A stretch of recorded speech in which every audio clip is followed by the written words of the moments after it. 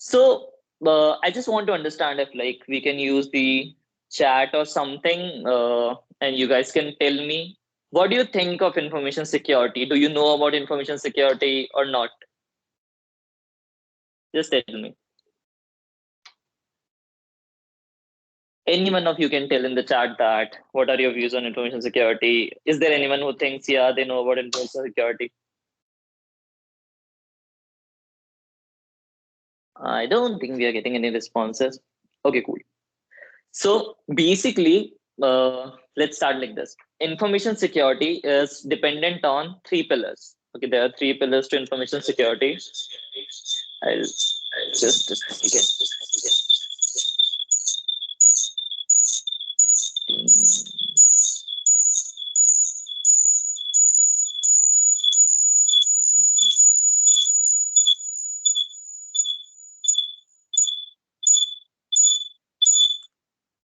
Yeah.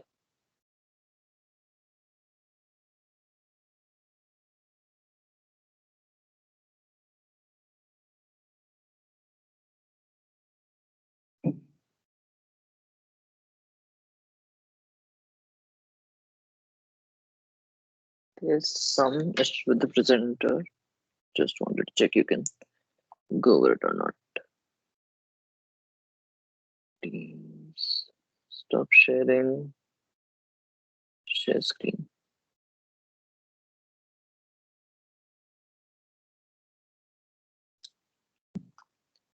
Yeah. So as you can see on the screen, information security is basically focused on the CIA triad. It revolves around something known as CIA triad. Now there are very much aspects to it. First thing, what is the CIA triad? So CIA triad is confidentiality, integrity, and availability. Now another question comes is triad क्यों है? इतनी सारी shapes है geometry में, बहुत कुछ हो सकता है, बहुत सारी चीजें हो सकती हैं. Why a triangle? It is a triangle because अगर किसी भी एक साइड को हम एक्सटेंड करेंगे तो बाकी थर्ड साइड पे फर्क पड़ेगा. So suppose you will increase confidentiality, so integrity और अवेलेबिलिटी बहुत ज्यादा कम हो जाएंगी. It's all the concept on which basic properties of triangle work. That's why. So let जैसे कहते हैं ना यूनिवर्स में हर चीज का कोई ना कोई मतलब होता है. सेम वे इंफॉर्मेशन सिक्योरिटी में अगर ट्राइंगल लिया है सीआईए को तो उसका भी एक मतलब है कि हाँ क्यों ट्राइंगल, क्यों? ताकि linked हो तीनों properties. Now, what actually is confidentiality, integrity and availability? So this is confidentiality का मतलब है जिसका डेटा है या जिसे अलाउड है देखना, सिर्फ उसे दिखना चाहिए. इंटीग्रिटी का मतलब है कोई अनऑथराइज चेंज नहीं होना चाहिए. सपोज तुम्हारा अपना पर्सनल सर्टिफिकेट है या तुम्हारी कोई मार्क्स है, जिसे चेंज करना अलाउ है वो चेंज कर पाए, कोई और चेंज ना कर पाए. इंटीग्रेटेड हो डेटा, चेंज ना हो. अवेलेबिलिटी इज मैंने अगर कोई सर्विस खरीदी है, तुमने कोई सर्विस खरीदी है, your subscriber to some website से नेटफ्लिक्स, तुमने अगर अकाउंट खरीद रखा है, से तुम्हारा कोई मूवी देखने का बहुत ज्यादा मन है, तुम जाओ मूवी देखने, वो नेटफ्लिक्स अपना लॉगिन करो, नेटफ्लिक्स बोले not available. That is what it means to availability. Whenever the customer demands the data should be available. Data owner के पास डेटा होना चाहिए. डिजी लॉकर है हमारे पास, ठीक है, तुम्हारे आधार कार्ड, तुम्हारा बहुत सारा डेटा होता है डिजी लॉकर पे. नाउ से कि तुम गए एक्चुअली डिजी लॉकर पे और तुम अपना आधार कार्ड फेच नहीं कर पा रहे हो जब तुम्हें दिखाना है, या पुलिस वाले ने तुम्हें रोक लिया, तुम अपना ड्राइविंग लाइसेंस दिखाना चाह रहे हो, but you can not actually show it. Why? Because तुम्हारे पास वो अवेलेबल नहीं है डेटा उस time. So it's all about availability also. So that's why these things are there. Now you will say कि एकदम से आके इन्फॉर्मेशन सिक्योरिटी स्टार्ट हो गई ऐसे कैसे, हमें कुछ ब्रीफ तो दो क्या होता है. See there is a thing cyber security, ठीक है, जिसके बारे में ये टॉक है. उसके अंडर होते हैं domains. Information security, infrastructure security, physical security, a lot of things, ठीक है, अलग अलग चीजों की सिक्योरिटी. इंफॉर्मेशन सिक्योरिटी जिसके अराउंड मोस्टली सारी चीजें रिवॉल्व करती हैं, बिकॉज फिजिकल सिक्योरिटी का भी एम इंफॉर्मेशन सिक्योरिटी प्रिजर्व करना है, इंफ्रास्ट्रक्चर सिक्योरिटी का भी एम इंफॉर्मेशन सिक्योरिटी प्रिजर्व करना है. Everything comes around the thing known as data information. Now बहुत लोग बोलते हैं डेटा इन्फॉर्मेशन सेम होता है या डेटा कुछ और होता है, इन्फॉर्मेशन कुछ और होता है. वेल सी क्या होता है डेटा और इन्फॉर्मेशन एक्चुअली, ठीक है. Data is raw facts and figures. Now let's go to the definitions. Data is raw facts and figures. Information is meaningful sentences. Now how does that mean? Say मैं तुम्हें बोल दूं 8 7 6 5 9 1 7 3 2 4, ठीक है. What is this? Random numbers. any random number, this is data. अगर तुम्हें कोई ये लिख के दे, now I'll tell you, this is my phone number, this is my contact number, now this is information. Process data, जब data का कोई meaning हो या जब डेटा से कोई लिंक हो, दैट इज इंफॉर्मेशन. बट अगर कुछ भी रॉ फैक्ट्स हैं, रॉ फिगर्स हैं, रॉ टेक्स्ट है, anything which doesn't make sense to you, it is data. And any data that makes sense is known as information. Now ये पूरी talk, ये पूरा वर्टिकुलर सब कुछ इंफॉर्मेशन के अराउंड रोटेट करते हैं कि हमें इंफॉर्मेशन को प्रिजर्व करना है. वर्ल्ड में जितने साइबर क्राइम्स होते हैं या जितनी चीजें हम डिस्कस कर रहे हैं, कल पेटीएम की ऐप हट गई प्ले स्टोर से, I guess you guys have faced that, सब कुछ इज अराउंड इंफॉर्मेशन. रीजन, ये तीन चीजें जो ट्राइंगल है तुम्हारे स्क्रीन पे, इन तीन चीजों को प्रिजर्व करना, confidentiality, integrity and availability. See, so security is the middle. इन तीन चीजों के अराउंड सब कुछ रोटेट करता है. Now what actually is confidentiality? ठीक है, कॉन्फिडेंशियलिटी इज तुम्हारे यूजर नेम्स. क्यों? ताकि वो क्यों यूज होते हैं? तुम लॉग इन कर सको, तुम्हारा डेटा तुम्हें दिखे, किसी और को ना दिखे. पिन्स, पासवर्ड, सेम ऑथेंटिकेट करने के लिए. सो जहां पे भी कॉन्फिडेंशियलिटी होती है, there is this word that comes in known as authentication.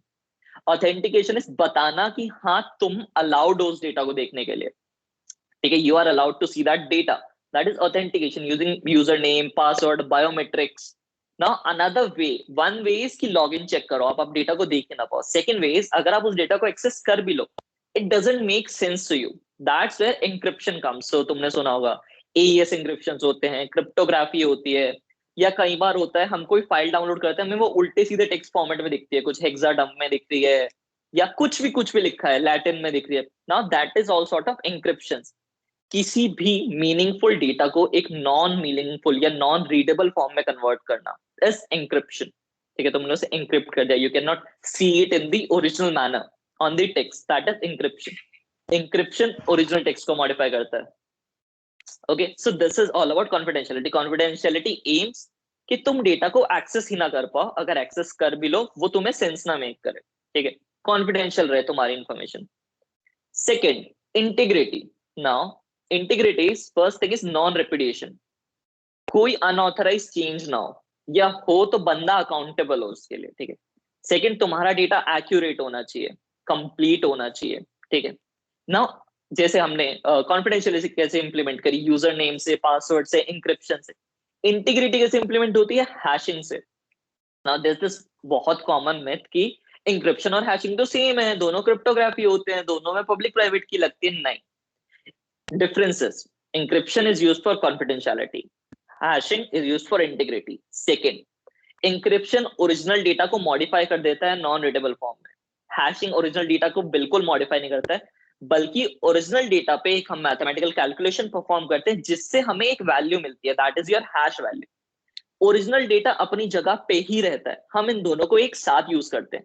ये ओरिजिनल डेटा था, ये हैश वैल्यू है, अगली बार अगर मॉडिफाई हुआ तो हैश वैल्यू चेंज हो जानी चाहिए. बट इंक्रिप्शन में देयर इज वन थिंग कि तुमने पुराने डेटा को चेंज करके नया डेटा बना दिया और वापस से रिवर्स करोगे. ठीक है, hashing is non reversible. There is couple of changes. Digital signatures. Digital signature is purely based on the concept of hashing, but they are used कि हम चेक करें कि डेटा इंटीग्रेटेड है या नहीं, जिस बंदे ने बोला था उस बंदे ने एक्चुअली डेटा भेजा है या नहीं, कोई चेंज तो नहीं हुआ, कुछ तो नहीं हुआ. तो जैसे तुम्हारी वेबसाइट्स होती है, उन पे बहुत बार सर्टिफिकेट्स होते हैं, your HTTPS certificates, your domain certificates, internal certificates, they are all used for digital certificates. या जो आजकल डिजिटल सिग्नेचर का कॉन्सेप्ट चल रहा है कि तुम्हें कोई एग्रीमेंट साइन कराना है किसी से, there couple of things, hello sign, Adobe e sign, वहां पे जाके तुम्हारा IP एड्रेस ट्रैक होता है, मेल एड्रेस ट्रैक होता है, and they put a digital stamp saying कि हाँ इस बंदे ने साइन करा है. Okay, you don't have to actually go to a court to get an agreement. You can have digital signatures on this. That is just to say कि integrated है, किसी ने change नहीं करा डेटा को, या किसी unauthorized person ने change नहीं करा. Now what is unauthorized? जिस बंदे को access ना हो, उसने change नहीं करा है. Third thing in the triangle, availability. Based on customers, कि customers को उनकी information मिलनी चाहिए. Anyone is a customer, right? जो data own करता है, that is a customer. 24/7, whenever they demand, there should be no limitation. जब customer demand करे, based on the trust. क्योंकि अगर कस्टमर को उसका डेटा नहीं मिलेगा, the business trust will be lost and nobody will go to that particular service again, right? अब achieve कैसे करते हैं हमें अवेलेबिलिटी को? load balancers and DR sets. Now what is a load balancer? So I don't want to go into technical terms, but just to give you a gist, load balancer is something कि अगर तुम्हारी website पे बहुत सारा data आ रहा है, बहुत सारे रिक्वेस्ट, तो तुमने मल्टीपल सर्वर्स लगा रखे हैं, and load balancer will say कि थोड़ा डेटा इस पे भेज दो, थोड़ा इस पे भेज दो, थोड़ा इस पे, ताकि एक बंदे पे लोड ना बने। ठीक है, जैसे क्लासेस में सीआर का कॉन्सेप्ट होता है कि टीचर इज लाइक, अच्छा तुम ये असाइनमेंट हैंडल कर रहे हो, ठीक है, नेक्स्ट टास्क ये वाला सीआर हैंडल करेगा, नेक्स्ट टास्क ये सीआर हैंडल करेगा। ठीक है, so load balancing. DR site is your disaster recovery site, कि सपोज एक सर्वर क्रैश हो गया, so we have a backup thing running up जो एकदम ओवरटेक कर पाएगी। So that is your DR concept. It is all about availability. So again, we aimed at achieving these three things in a triangle. Now everything in information security, say ethical hacking, auditing, digital forensics, या किसी ने attack कर दिया, DDoS attack हो गया, Amazon down हो गया, Twitter का अकाउंट सील हो गया, you can relate everything to these three things in information security. Everything. ठीक है, कुछ भी. Now there's this concept of the basic threes in information security. ठीक है, गाइस किसी को कोई भी क्वेश्चन है, कुछ भी आए, बीच में रोक देना, आई विल एक्सप्लेन. ठीक है, बेसिक थ्रीज का एक कॉन्सेप्ट होता है, थ्रेट, अटैक एंड वल्नरेबिलिटी. तुम अगर इंफॉर्मेशन सिक्योरिटी से रिलेटेड किसी भी बंदे से बात कर रहे हो, कुछ भी कर रहे हो, they will always talk about the threat, attack and vulnerability thing, कि क्या होता है थ्रेट, अटैक, वल्नरेबिलिटी, क्या जरूरत है इनकी, क्या चीज है, what is it all am about. Now I have a basic example. Sorry, somebody wants to say anything.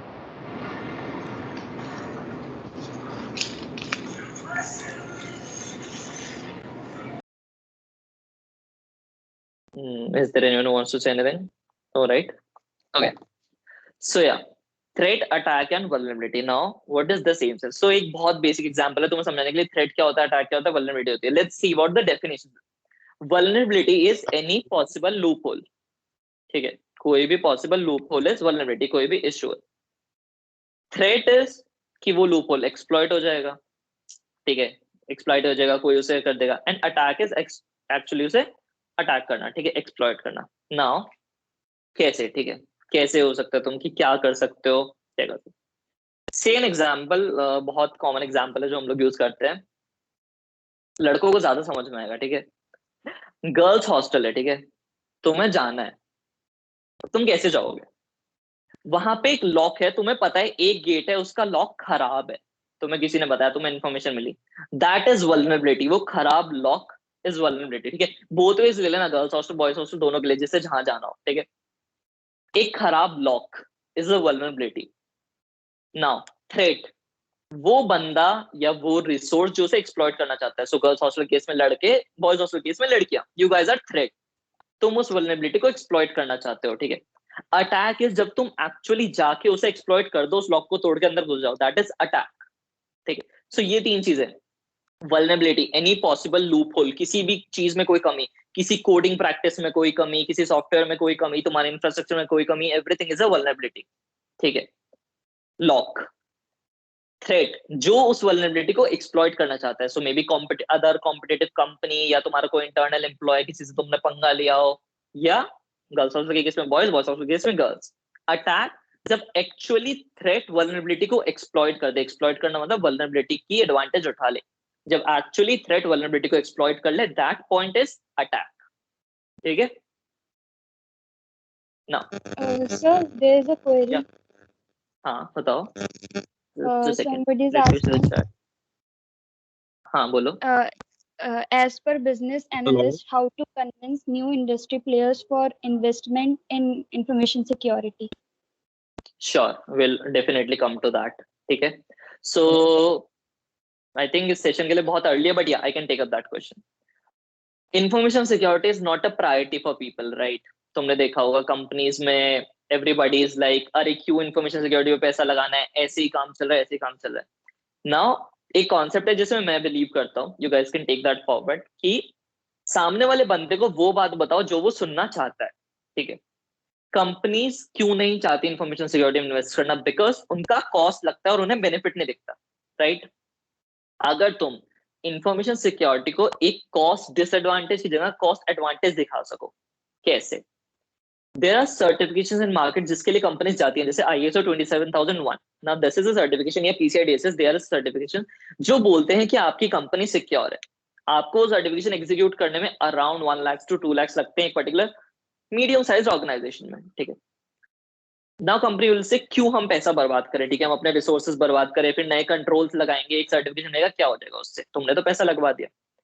उससे बढ़ेगा कस्टमर ट्रस्ट, पहली चीज कस्टमर ट्रस्ट, ठीक है, कस्टमर ट्रस्ट बढ़ेगा, यूल गेट मोर कस्टमर्स, तुम लिस्ट करोगे अपनी वेबसाइट पे, you'll get business, it is bringing in revenue.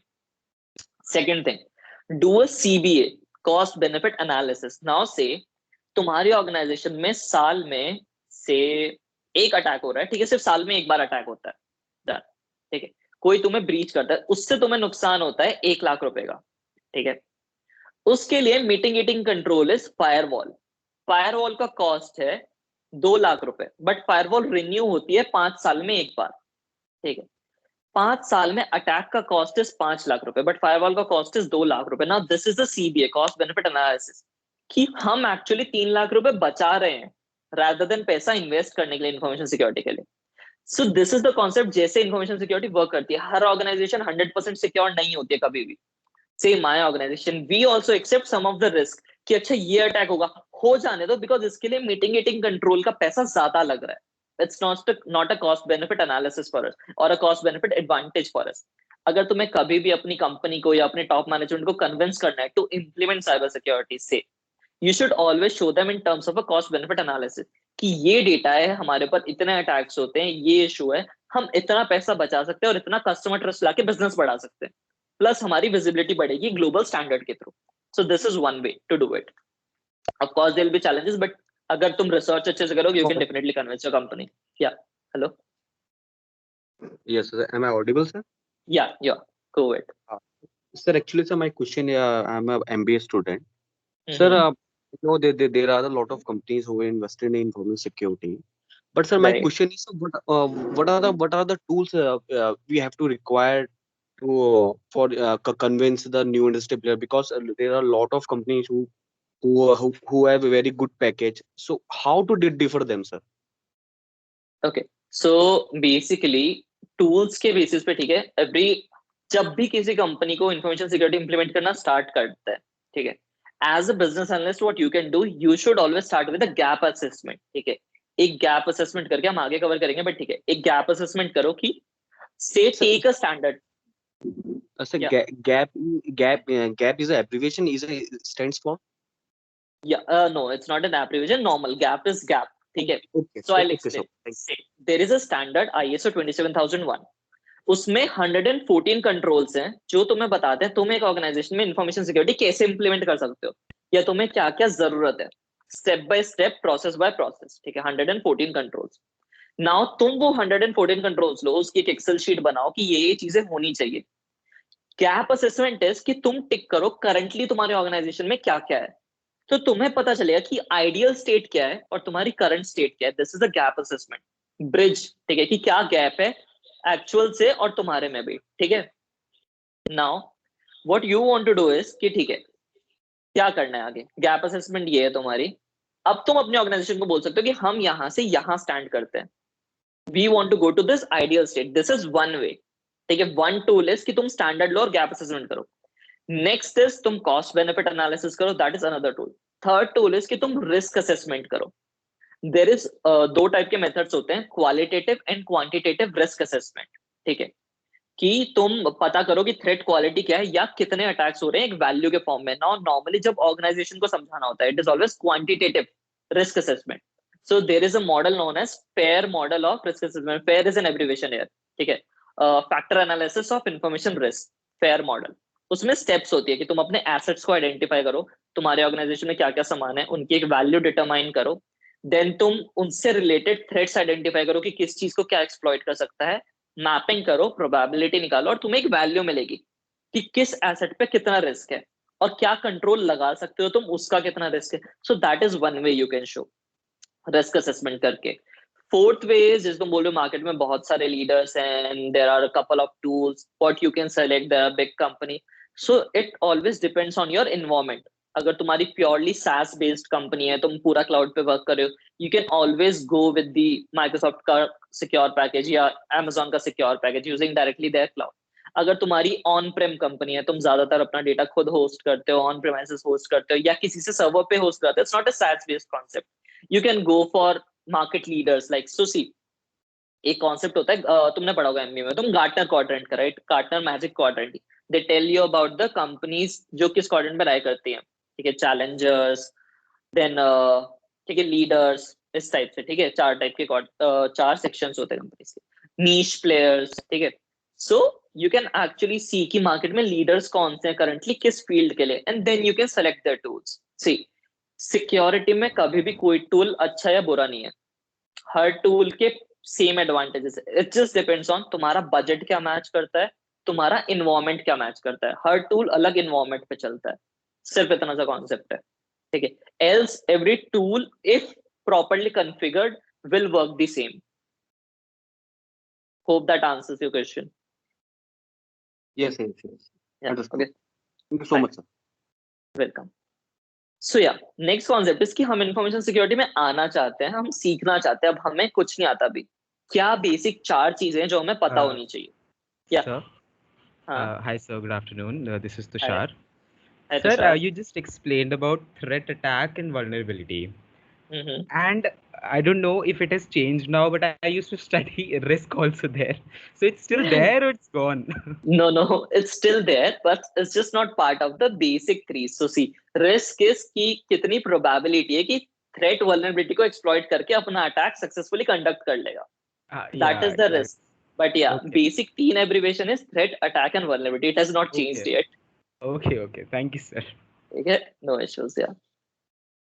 Okay, so we were talking about कि अगर किसी को information security में आना है तो क्या basic 4 चीजें हैं जो आपको पता होनी चाहिए. Okay, everybody talks about कि तुम्हें ethical hacking आनी चाहिए, ये आना चाहिए, वो आना चाहिए. नहीं, तुम्हें आनी चाहिए ऑपरेटिंग सिस्टम कैसे चलता है ना, नॉट अबाउट कि हाँ विंडो पे क्लिक करके डेस्कटॉप पे जाके कॉपी पेस्ट कैसे करते हैं, नहीं. रजिस्ट्री एडिटर कैसे चलता है, डिवाइस मैनेजर कैसे चलता है, तुम ड्राइवर्स कैसे डाल सकते हो, सर्टिफिकेट्स के साथ कैसे खेल सकते हो. सो operating system but an internal level, ठीक है? नेटवर्किंग प्रोटोकॉल्स कैसे वर्क करते हैं, अगर इंटरनेट पे तुम बोल रहे हो हमारा पैकेट जा रहा है तो कैसे जा रहा है, हवा में जा रहा है, कैसे जा रहा है, किस प्रोटोकॉल पे जा रहा है, किस प्रोटोकॉल में क्या इश्यूज हैं, कैसे. So networking. Now cryptography is all about confidentiality and integrity, ठीक है? हैशिंग भी क्रिप्टोग्राफी के अंडर है और तुम्हारा इंक्रिप्शन भी क्रिप्टोग्राफी के अंदर है. So cryptography is a concept कि प्लेन टेक्स्ट को हम अनरीडेबल साइफर टेक्स्ट में कैसे कन्वर्ट करेंगे, that thing. And then of course programming. People वो थिंक कि हम प्रोग्रामिंग से पीछा छुड़ा के साइबर सिक्योरिटी में चले जाएंगे. Not gonna happen. You don't have to be an expert level programmer, but you need to know the basics. क्यों? Because scripts होती हैं, चीजें वर्क करती हैं. अगर तुम्हें ये नहीं पता होगा कि किस सॉफ्टवेयर का कोड कैसे वर्क कर रहा है, तुम उसमें इश्यूज कैसे निकालोगे या तुम उसके इश्यूज को एक्सप्लॉइट कैसे करोगे, right? So there are these 2 things. So programming भी जरूरी है. नाउ अगर तुम्हें ये 4 चीजें आती हैं, you can vary from a basic level security analyst to a advanced level ethical hacker. तुम कहीं से कहीं भी जा सकते हो, ठीक है ना? कहां से कहां तक जा सकते हो, ठीक है? कर क्या क्या सकते हैं साइबर सिक्योरिटी में, ठीक है? लोग बोलते हैं बहुत चीजें, देयर थिंग्स. पहली चीज जो सब लोग सुनते हैं, हम बनेंगे हैकर. भाई तुम्हारा फेसबुक अकाउंट हैक करेगा, ठीक है? 2 ऐसी कोई चीज नहीं होती फेसबुक अकाउंट हैक करने जैसी, ठीक है? सब बेवकूफ बनाते हैं, बट ठीक है, उस चीज को ऑफिशियल टर्म्स में बोलते हैं VAPT, vulnerability assessment and penetration testing. अब मैंने तुम्हें बताया वल्नरेबिलिटी क्या होती है, right?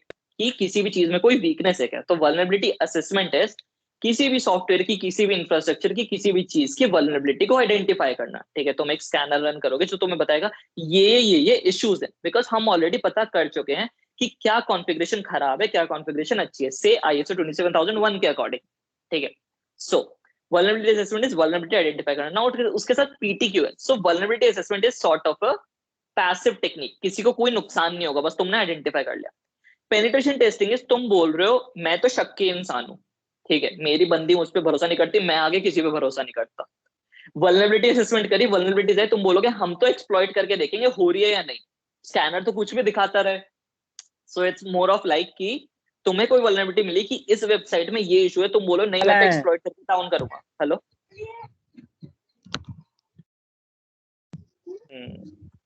somebody wants to say something? No. Okay. No, sir. Continue. Okay. So yeah. So penetration testing is कि तुम बोलोगे एक्सप्लॉइट करके डाउन करके देखते हैं इसे, तब कंफर्म हो जाएगा हाँ भाई वल्नरेबिलिटी थी. So this is one field, VAPT, vulnerability assessment penetration testing, also known as your ethical hacking, ठीक है? Second thing is compliance and governance, ठीक है। कंप्लायंस एंड गवर्नेंस इसकी ऑर्गेनाइजेशन दिखाती हैं कि वो सिक्योर है, या ऑब्लिगेशंस होती है ना, से जैसे इंडियन पीनल कोड है आईपीसी, ठीक है, उसकी कुछ ऑब्लिगेशंस है कि इंसानों को ढंग में रहना चाहिए एक कंट्री में, ठीक है। तुम ये नहीं करोगे, तुम किसी का मर्डर नहीं करोगे जाके, तुम ये नहीं करोगे। ऐसे ही आईटी एक्ट है इंडिया में, एक आईटी एक्ट 2000 या आईटी एक्ट अमेंडमेंट 2008, जो तुम्हें साइबर रिलेटेड चीजें बताता है। तुम पोर्नोग्राफी नहीं कर सकते, तुम किसी का डेटा नहीं चुरा सकते, तुम किसी की इमेजेस ऑनलाइन नहीं पोस्ट कर सकते, किस चीज के लिए क्या फाइन है, कितनी जेल है। Now that is IT act, one law.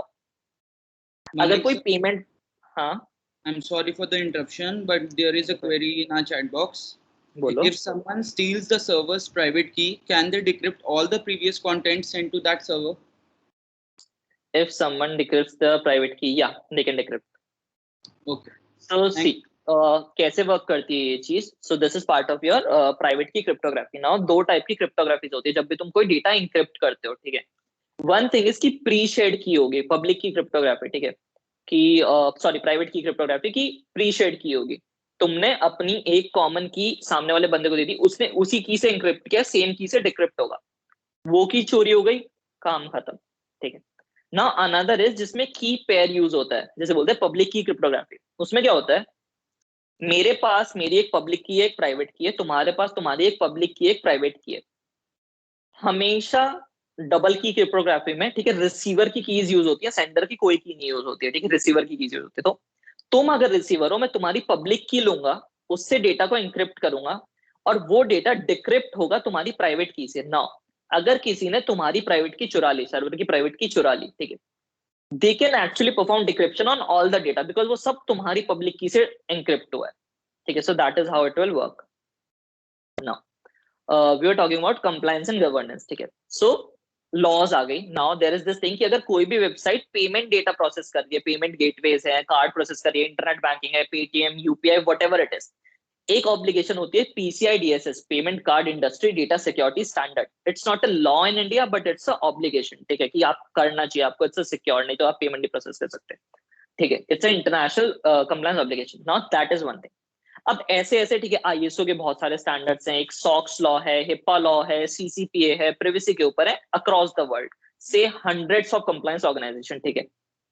अब एक कंपनी है वो इनके क्राइटेरिया के अंडर फॉल कर दे, so they will have to perform the security assessment, they will have to implement the controls, उन्हें करनी पड़ेंगी वो चीजें। सो से देयर इज अ कांसेप्ट कि अगर कोई भी कंपनी यूएस के स्टॉक एक्सचेंज पे लिस्टेड है, ठीक है, and they have a particular revenue, say $25 billion in a year, in a fiscal year, a financial year, so they'll have to do SOX assessment, Sarbanes-Oxley Act. It's a financial assessment, but उसके अंदर एक बहुत बड़ा domain है, around 200 controls का, जो cyber security को M करता है। It's obligation. नाउ तुम यूएस एक्सचेंज पे लिस्टेड हो, चाहे कहीं से भी वर्क कर रहे हो, मे बी इंडिया से भी वर्क कर रहे हो, it's a multinational company, but तुम यूएस एक्सचेंज पे लिस्टेड हो, you will have to go through the SOX assessment, ठीक है।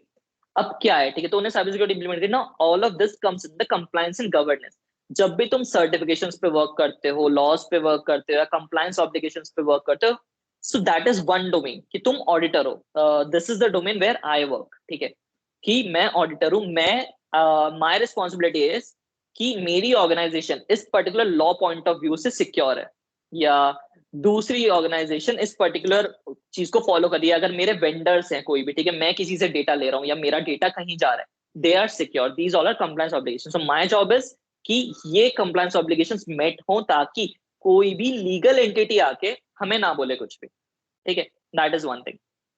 Third field is security architecture, जो एक्चुअली सिक्योरिटी को इंप्लीमेंट करते हैं। ना वीएपीटी वाले क्या कर रहे हैं, बग्स निकाल रहे हैं, एक्सप्लॉइट कर रहे हैं। कंप्लायंस वाले क्या कर रहे हैं, बता रहे हैं कि ये चीजें इंप्लीमेंट होनी चाहिए। सिक्योरिटी आर्किटेक्चर वाले इज द एक्चुअल बंदे जो इंप्लीमेंट करते हैं, जिन्हें पता होते हैं पूरे नेटवर्किंग के बेसिक्स, इंफ्रास्ट्रक्चर के basics, and they are the people that will design the architecture, कि अगर ये राउटर यहाँ लगा है तो इस पे क्या फायरवॉल रूल्स होंगे, क्या एक्सेस रेस्ट्रिक्शंस होंगे। अगर हमारी कंपनी में हमने एसएसओ इंप्लीमेंट कर रखा है तो उसका क्या मतलब है, क्या यूजेज है उसका, ठीक है। Fourth field is threat intelligence and monitoring, जो टीम ये मॉनिटर करती है कि हमारे ऊपर कितने अटैक्स हो रहे हैं, ठीक है। सॉक टीम बोलते हैं जैसे, सिक्योरिटी ऑपरेशन सेंटर।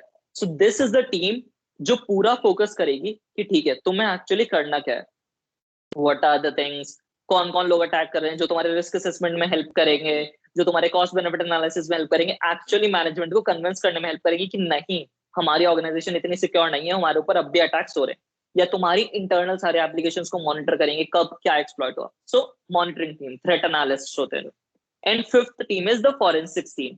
ये टीम आती है जब घटना घट चुकी, अटैक हो गया तुम्हारे ऊपर, कुछ भी हो गया, अब क्या करना है, अब उस चीज की करेंगे हम फॉरेंसिक्स. जैसे क्राइम फॉरेंसिक्स होती है ना, ऐसे डिजिटल फॉरेंसिक्स. अगर कोई ईमेल आया था जिसके थ्रू अटैक हुआ, तो वो ईमेल एग्जैक्टली कहां से आया था. Now there is this concept of email spoofing.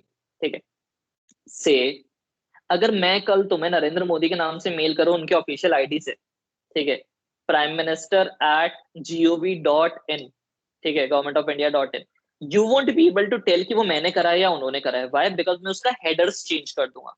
ठीक है, सो ईमेलिंग हेडर्स पे वर्क करती है. नाउ दिस इज फॉरेंसिक्स का एक part, email forensics, then memory forensics, storage forensics, बहुत चीजें. तो फॉरेंसिक्स इज कि क्राइम हो गया, सिक्योरिटी चली गई, now you will have to do a analysis कि क्या हुआ था, कैसे हुआ था. थ्रेट को ट्रेस करना, बोलते हैं ना ट्विटर के सर्वर्स पे किसी ने अटैक करा, हम अटैकर को ट्रेस करें, ट्रेस बैक कैसे होगा. ठीक है, तो that is part of the forensics. Just a second.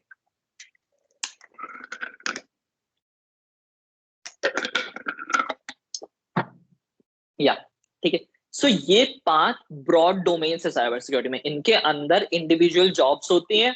ठीक है, से वीएपीटी में एथिकल हैकर है, पेन टेस्टर है, वीए एनालिस्ट है, कंप्लायंस एंड गवर्नेंस में ऑडिटर है, एनालिस्ट है, मैनेजर्स है. ठीक है, सिक्योरिटी आर्किटेक्चर में, ठीक है, तुम्हारा नेटवर्क इंजीनियर है, या ऑपरेटिंग सिस्टम इंजीनियर है, सिस्टम एडमिनिस्ट्रेटर है, थ्रेट एनालिस्ट है, फिर malware एनालिस्ट है, फोरेंसिक्स में फोरेंसिक्स एक्सपर्ट है. So there are various jobs, but these are the domains in cybersecurity where you can focus on. Now, next thing, ठीक है, या पर्सनल डेटा क्या है. अच्छा, जरूरत क्या है साइबर सिक्योरिटी की. ठीक है, हो जाए अटैक, क्या उखड़ जाएगा, क्या दिक्कत है, हम क्यों इंप्लीमेंट करें साइबर सिक्योरिटी. ना दिस इज द थिंग जहां पे कॉन्सेप्ट आता है. ठीक है, पर्सनल डेटा का. So what actually is personal data. तुम्हारा नाम, user name, job title, phone number, email address, photographs, one type of personal data related to you, your personal data. Now तुम्हारे एम्प्लॉयर रिलेटेड पर्सनल डेटा, तुम्हारे salary details, तुम्हारा address, तुम्हारे performance reviews, तुम्हारा manager तुम्हें कितना पैसा देना चाहता है, सब कुछ. ठीक है, another sensitive personal data, password, pin, credit card की डिटेल्स, बैंक का इन्फो. सोशल पर्सनल डेटा, तुम्हारा ब्राउजिंग बिहेवियर, तुम नहीं चाहोगे किसी को पता हो तुम क्या साइट्स देख रहे हो. तुम्हारा आईपी एड्रेस, तुम्हारी लॉग इन हिस्ट्री, कोई भी चीज जो तुम्हें जोग्राफिकली टैग कर सके. ठीक है, तुम्हारे national identification numbers like Aadhaar number, voter ID number, passport number, your date of birth, your immigration status. ठीक है, your race, gender, ethnicity, membership. Now अब ये सारी चीजें मैटर क्यों करती हैं. ठीक है, क्या फर्क पड़ता है पर्सनल डेटा से. Because they can be use to cause you financial, mental और फिजिकल लॉस. ठीक है, financial loss, I guess you guys can understand. तुम्हारे पासवर्ड, पिन, तुम्हारे सोशल सिक्योरिटी नंबर से क्या क्या लॉस हो सकता है तुम्हें. ठीक है, तुम्हारे बैंक डिटेल से, हर चीज से. तुम्हें देखो बताने की जरूरत नहीं, बट तुम्हें खुद पता होगा कि तुम्हारे पासवर्ड्स कहीं ना कहीं तुमसे रिलेटेड है. सो अगर ब्रूट फोर्स अटैक करना होगा, जो कॉम्बिनेशन ट्राई करना होगा, तुमसे रिलेटेड कॉम्बिनेशन ट्राई करेगा, जल्दी मिलेगा. Everybody knows that. This is like कि सबको पता है पर कोई एक्सेप्ट नहीं करेगा. मेरे पासवर्ड्स मुझसे रिलेटेड है. ठीक है, सबके पासवर्ड सबसे related. This is personal data. You don't want it to go out, right. तुम्हारी salary details, nobody wants to tell कि वो कितना कमाते हैं, राइट. क्यों? क्योंकि उससे इशू हो सकता है, कोई जाके तुम्हें एक्सप्लॉइट कर सकता है, तुम्हारे ऊपर तुम्हारी किडनैपिंग हो सकती है सिर्फ तुम्हारी सैलरी डिटेल्स पता लगने से कि अरे तुम तो यार 20 लाख कमाते हो साल के, तुम्हें किडनैप कर लेते हैं. अगर कोई बंदा 1 लाख कमा रहा है साल के, उसे किडनैप करके क्या करेंगे, छोड़ो, रहने दो. Time waste, cost benefit analysis के अकॉर्डिंग अच्छा नहीं है. ठीक है, नाउ ज्योग्राफिक आइडेंटिफायर्स. ठीक है, so I will tell you a recent incident. ठीक है, रियल लाइफ. कल क्या हुआ, मैं स्नैपचैट यूज कर रहा था. ठीक है, ना स्नैपचैट में एक कॉन्सेप्ट आया है मैप टैगिंग का. ठीक है, जिससे तुम एग्जैक्ट पता लगा सकते हो तुम्हारे दोस्त कहाँ पे हैं. ठीक है, फर्स्ट टैब होता है स्नैपचैट में, नीचे देखना. ठीक है, वो तुम्हें से पिन करके दिखाता है तुम्हारे दोस्त उनके फोटो के साथ गाने सुन रहे हैं, कहाँ है, क्या है. ठीक है, टैगिंग क्या कर रहे हैं वो, किस एड्रेस पे. ना वो तुम्हें उनका एड्रेस नहीं दिखाता. ठीक है, फाइन, डन, कोई बात नहीं. But what it actually does is, उसने तुम्हें एग्जैक्ट लोकेशन दिखाई मैप पे, सैटेलाइट लोकेशन की, यहाँ पे तुम्हारा फ्रेंड. तुम उस सेम पिन पॉइंट लोकेशन को आसपास की रोड देख के ज्योग्राफिकल मैपिंग करके गूगल मैप्स पे लेके जाओ और पिन पॉइंट करो. You can tell the exact house address of somebody, house number this, pin code this, इस स्टेट में, इस डिस्ट्रिक्ट में, इस कॉलोनी में. I did this yesterday. ठीक है, इट टुक मी 5 मिनट्स. ठीक है, मैं अपने दोस्त से बात कर रहा था, आई वाज लाइक अरे स्नैपचैट पे देखते थे लोकेशन सही दिखा रहा है क्या, ऐसे ऐसे। उसने बोला हाँ मैं ऑन करता हूँ, उसने लोकेशन ऑन करी, स्नैपचैट पे उसे पिन पॉइंट किया ना, वहां कुछ नहीं दिखा रहा था, वो अगला बंदा खुश। मैं मैच पे गया, आई वाज लाइक अरे तेरा हाउस नंबर इज दिस, तू इस कॉलोनी में रहता है, इस रोड पे, तेरे घर के सामने दुर्गा मंदिर है, ऐसे ऐसे। एंड ही इज लाइक अरे ऐसे कैसे, तूने क्या किया, तूने क्या कर दिया? आई एम लाइक ड्यूड, तूने अपनी लोकेशन का एक्सेस दिया स्नैपचैट को, और उससे मैंने तुझे ट्रैक बैक कर लिया तेरे एग्जैक्ट एड्रेस पे। नाउ सोचो ये इन्फॉर्मेशन एक बंदे को कितना डैमेज पहुंचा सकती है, उसकी लाइफ थ्रेटन हो सकती है, कुछ भी हो सकता है। दिस पर्टिकुलर इन्फॉर्मेशन, तो पर्सनल डेटा इज बहुत इंपॉर्टेंट, ठीक है। दिस इज समथिंग कि तुम्हें बहुत ज्यादा चेक करना चाहिए कि तुम्हारी लाइफ में क्या हो रहा है या क्या सीन है, ठीक है ना। ठीक है, सो इस चीज पे फोकस करते हुए सिक्योरिटी इन डेली लाइफ, ठीक है, कहाँ कहाँ तुम अपनी चीजें एक्सप्लॉइट करते हो, ठीक है, तुम कहाँ कहाँ बांटते हो चीजें, जहां तुम्हें ध्यान रखना चाहिए। पब्लिक वाईफाई यूज करना सबसे इंपॉर्टेंट चीज, ठीक है। मान लिया हम इंडिया में हैं, हमें फ्री की चीजें यूज करना पसंद है, आई अग्री, आई एक्सेप्ट, पर इसका मतलब ये नहीं है कि तुम पब्लिक वाईफाई पे कुछ भी करोगे। तुम किसी कैफे गए, उसने फ्री वाईफाई दे रखा है, तुम जियो के स्टोर गए, उसने फ्री वाईफाई दे रखा है, तुम्हारे पड़ोसी ने वाईफाई दे रखा है, तुम किसी के घर गए, वो बोलता है मेरे वाईफाई पे कनेक्ट कर ले, कोई बात नहीं, कोई सीन नहीं है, या किसी ने हॉटस्पॉट दिया कनेक्ट कर ले। Now I tell you the amount of data they can C.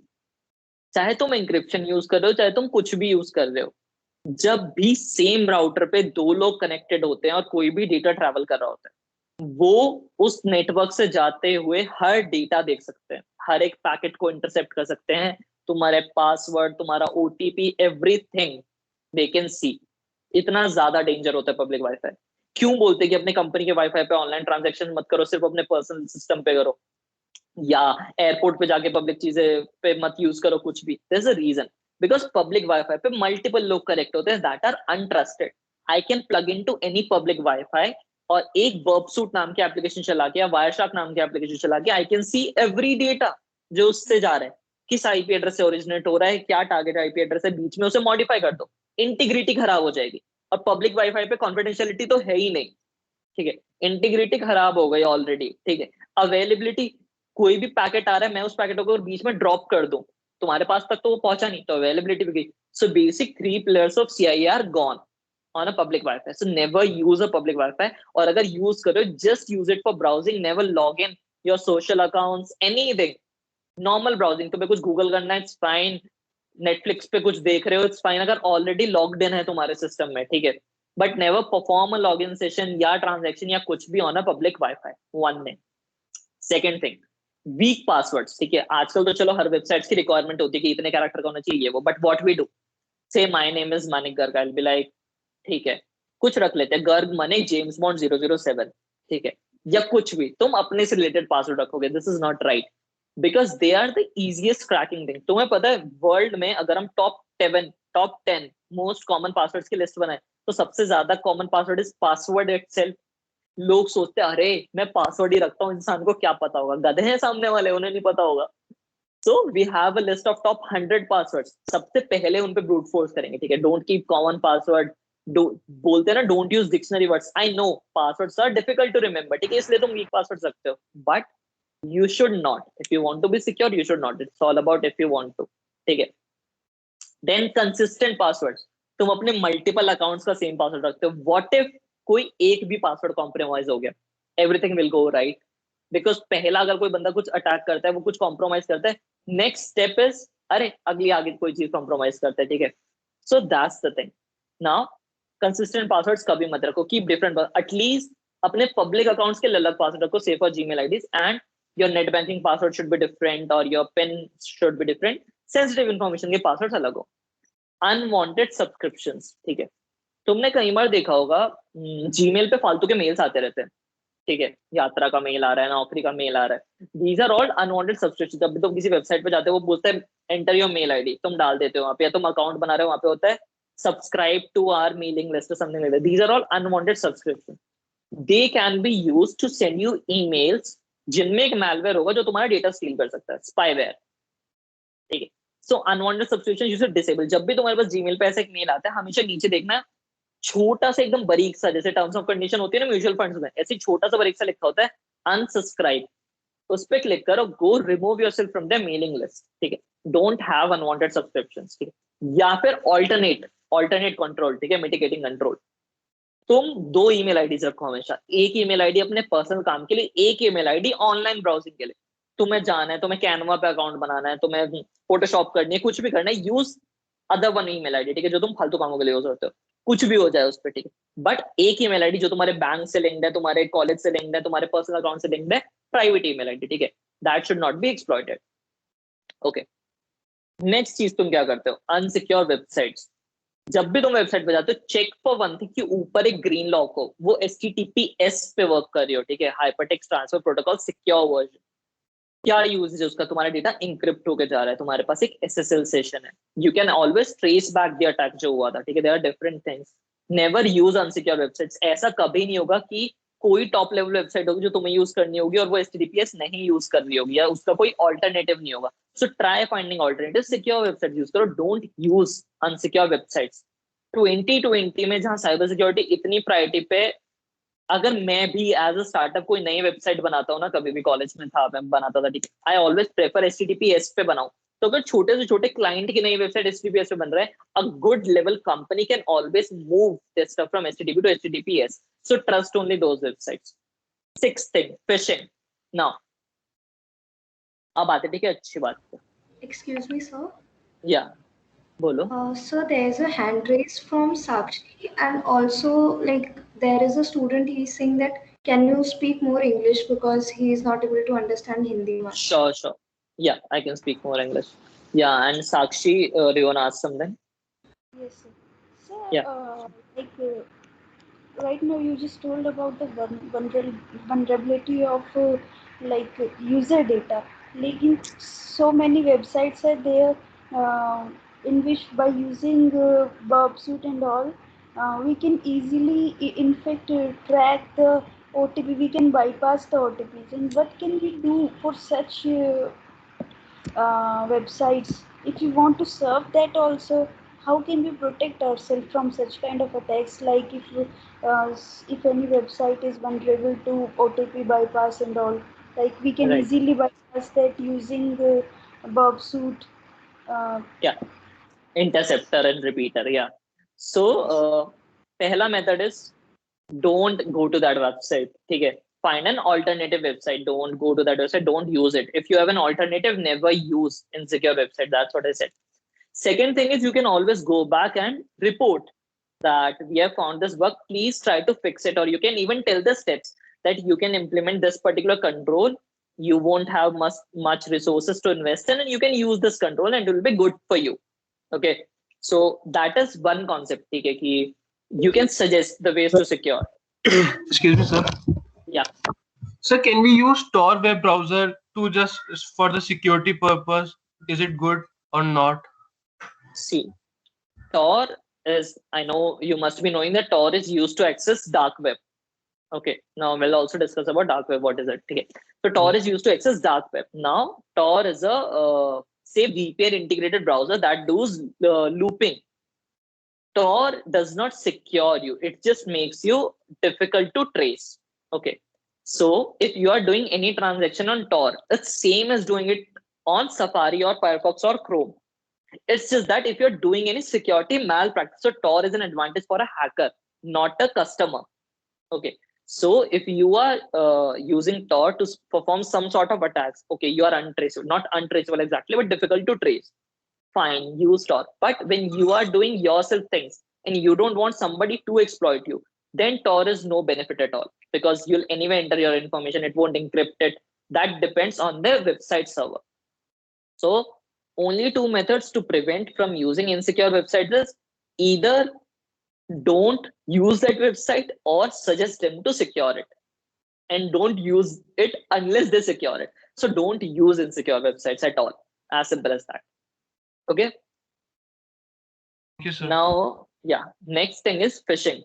Okay, so the main concept, ठीक है, हमेशा जो तुम लोग सुनते हैं, every time you hear about it, ethical hacking, Facebook accounts hacked, social accounts hacked, I hacked my friend's Insta, I hacked this much his account, somebody hacks Mark Zuckerberg's account, or somebody hacked Twitter account of Narendra Modi, and bullshit. Okay, it is not actually hacking, it comes under a category known as social engineering.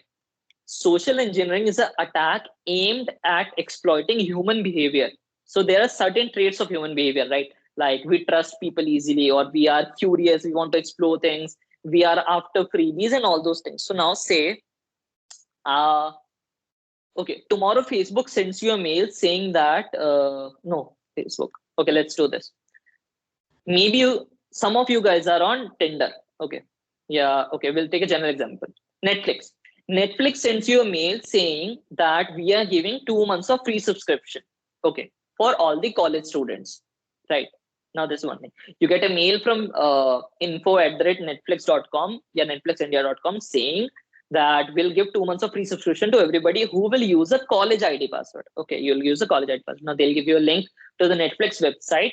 You'll input your college ID password there. They'll say, yeah, we have validated. It's a college domain. Subscription given. Done. They will show you this prompt. Now, what can happen actually? First, that mail was sent from me by modifying the headers.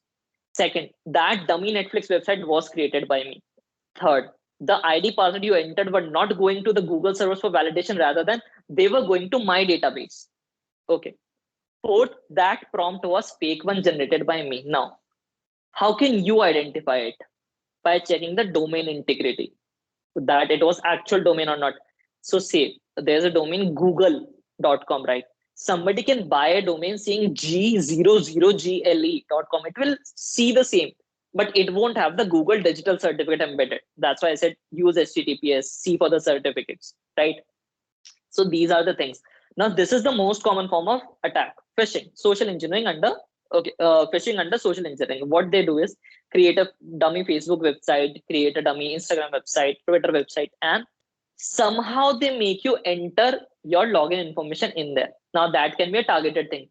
Maybe they're your friend, they know that you want to buy this thing, they'll send you a mail related to that, or something targeted. Okay, anything that can be in your mind that, yeah, I want to explore this thing, some freebies, something. Okay, friend request from somebody, dummy message from somebody, that from LinkedIn you get a notification, somebody has sent you a message, you click, it asks for login details, you will obviously enter, right? So these sort of things. So always verify the domain. Now, so actually what people say, Facebook hack ho gaya, Instagram hack ho gaya, account hack kar diya, it's not the case. They just trick you in giving your ID and password by exploiting your human behavior. That is social engineering attack. So are you secure? Now, I told you so many things that you can be exploited this way, this way, this way. Are you actually secure? Have you ever done this analysis that your mail ID is secure or not, or were you ever part of attack or not? So these are the two places where you can actually check that are you secure or not. Have I been pawned? And paste bin.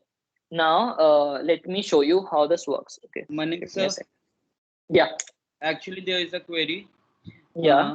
What if a person performing phishing buys a certificate to make his domain look authenticated?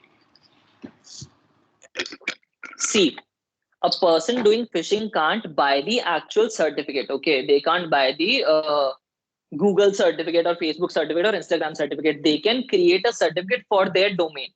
It will show the name of the registrar. So Google US is the registrar. They can't use that because whenever certificates are issued, the information is verified.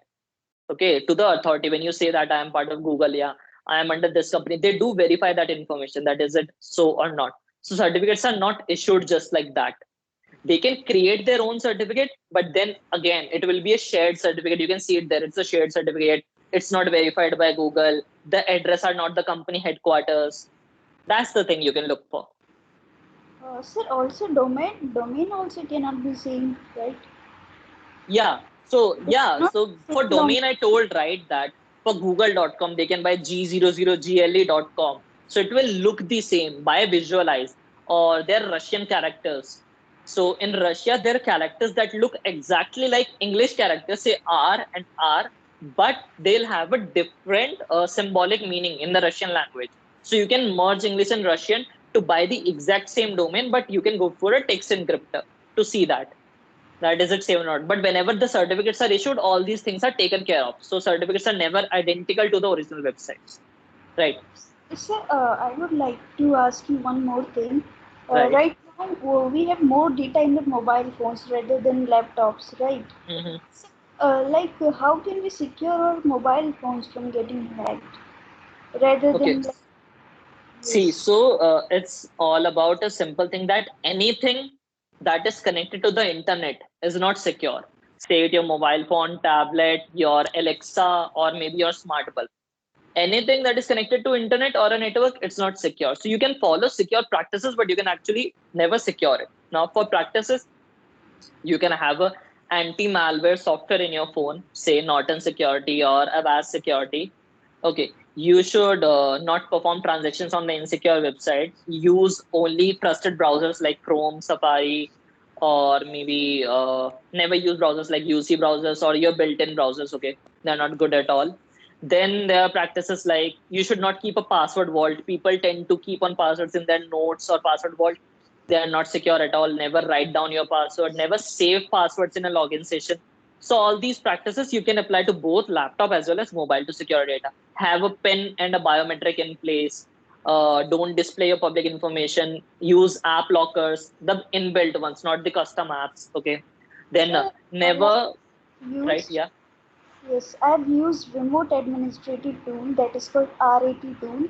Hmm. Um, and we just get all the data and information within our laptop when we Right. uh, when we attach a single file to someone's software and they install it Yeah. on their phones, right? We can even turn on their cameras and all these things Right. without even taking permission from them. So this is where when your default settings come in. If you have not enabled third-party app installation, the RAT won't work. The remote administration tool won't work. So what we do is usually the phone comes with the default setting that app will be installed only from Play Store or App Store, only the trusted sources. Now, whenever we go to some website and download their app, it asks for a notification. Install app from third party, trusted parties. It's allow or not. If we have allowed that thing, obviously anyone can install any app on us and RAT can be done. But if that thing is not allowed, nobody can install. Now that's where anti-malware comes in. Okay, that it detects the suspicious apps that are trying to install or some malicious files that you should not open at all. What it is, Signature based detection. even if it bypass the um, malware like antivirus also, Google Play protection also, what if it See, bypasses? first thing, there's a difference between anti-malware and antivirus. Antivirus is simple virus signature based. Anti-malware is a new technology that goes to the string obfuscation level. They goes analyzes your string, the actual content of your file, and check whether you should open it or not. So they'll know that what type of, is it an exe file embedded inside a txt file or a message or anything like that. So it is not that easy to bypass. Now, second level thing is you're running things that only certain amount of apps should be allowed in the background running. So that is one thing you can do. Okay. Third thing is again the social engineering thing that you should never open untrusted messages, or you should see nobody can send such thing over WhatsApp because there are encryption algorithms, or you cannot execute exe. But there are certain ways in which you can bypass the WhatsApp encryption also. So I told you, okay, nothing is 100% secure when it is on internet. You can only reduce the risk by implementing some controls. So when there is an app of such level that it can bypass your Google Play security, so it's not identifiable as a APK. Second thing, it can bypass an anti-malware. So it's a zero-day technology. There's no signature to it, right? So then obviously it will be exploited, but the things will come. Yeah. Like, Hello. can you take an example of online transaction? Can you? Online transaction is any sort of like digital transaction you do. Say doing a payment on Amazon, it's an online transaction. Or maybe see any activity in an online platform is an online transaction. So transaction doesn't means payment transaction. तुमने login किया online, ठीक है? It's a transaction for database. Database पे query hit हुई या तुमने अपनी कोई information modify करी, it's a transaction for database. तुमने payment करी, it's a transaction for database. So online transaction is anything you've done online. Okay. Guys, you there?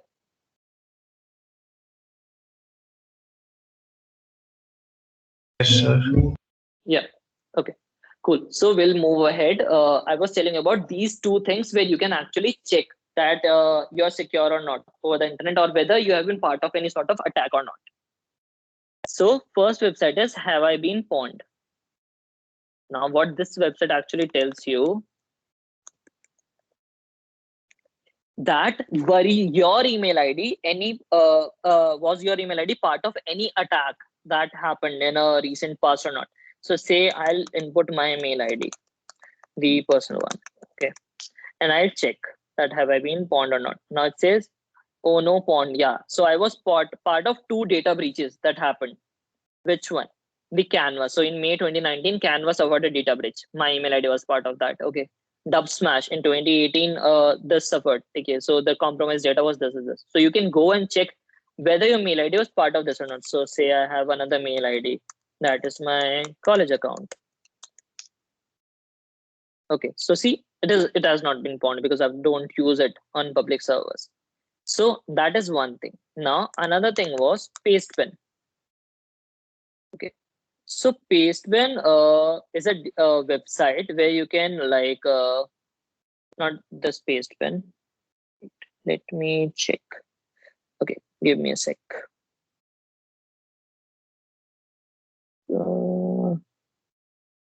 Stop sharing. Yeah.